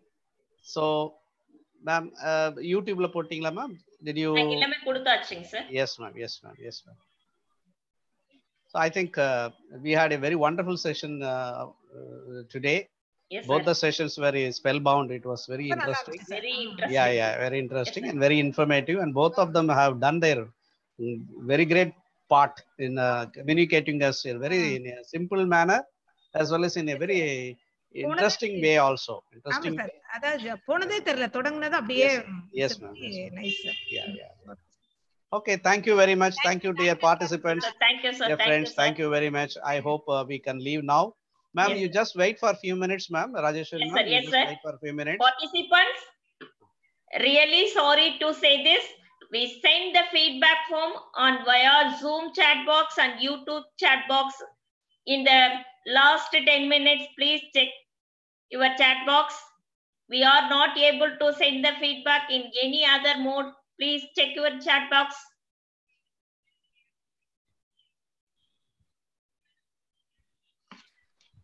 You kindly post it again, madam. Kindly post yes, it again in the yes, chat yes, box sir. and in YouTube also, ma'am, please. Yes, sir. Okay. You repeatedly do it, ma'am, so that you give them some time. Okay. Yeah, please. Nice.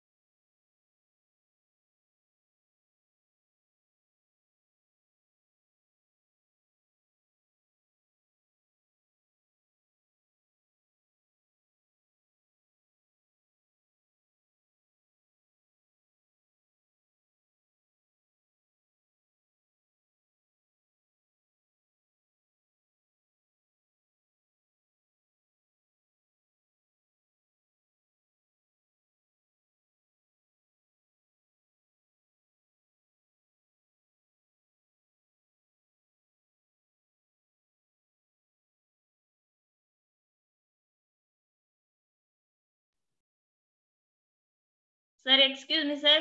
Shall we end the meeting, sir? Yes, ma'am. Okay, sir. Thank you, sir. Thank you. Yes, ma'am. Thank you, ma'am. Thank you very much. Thank you. Thank you all, sir. Thank you.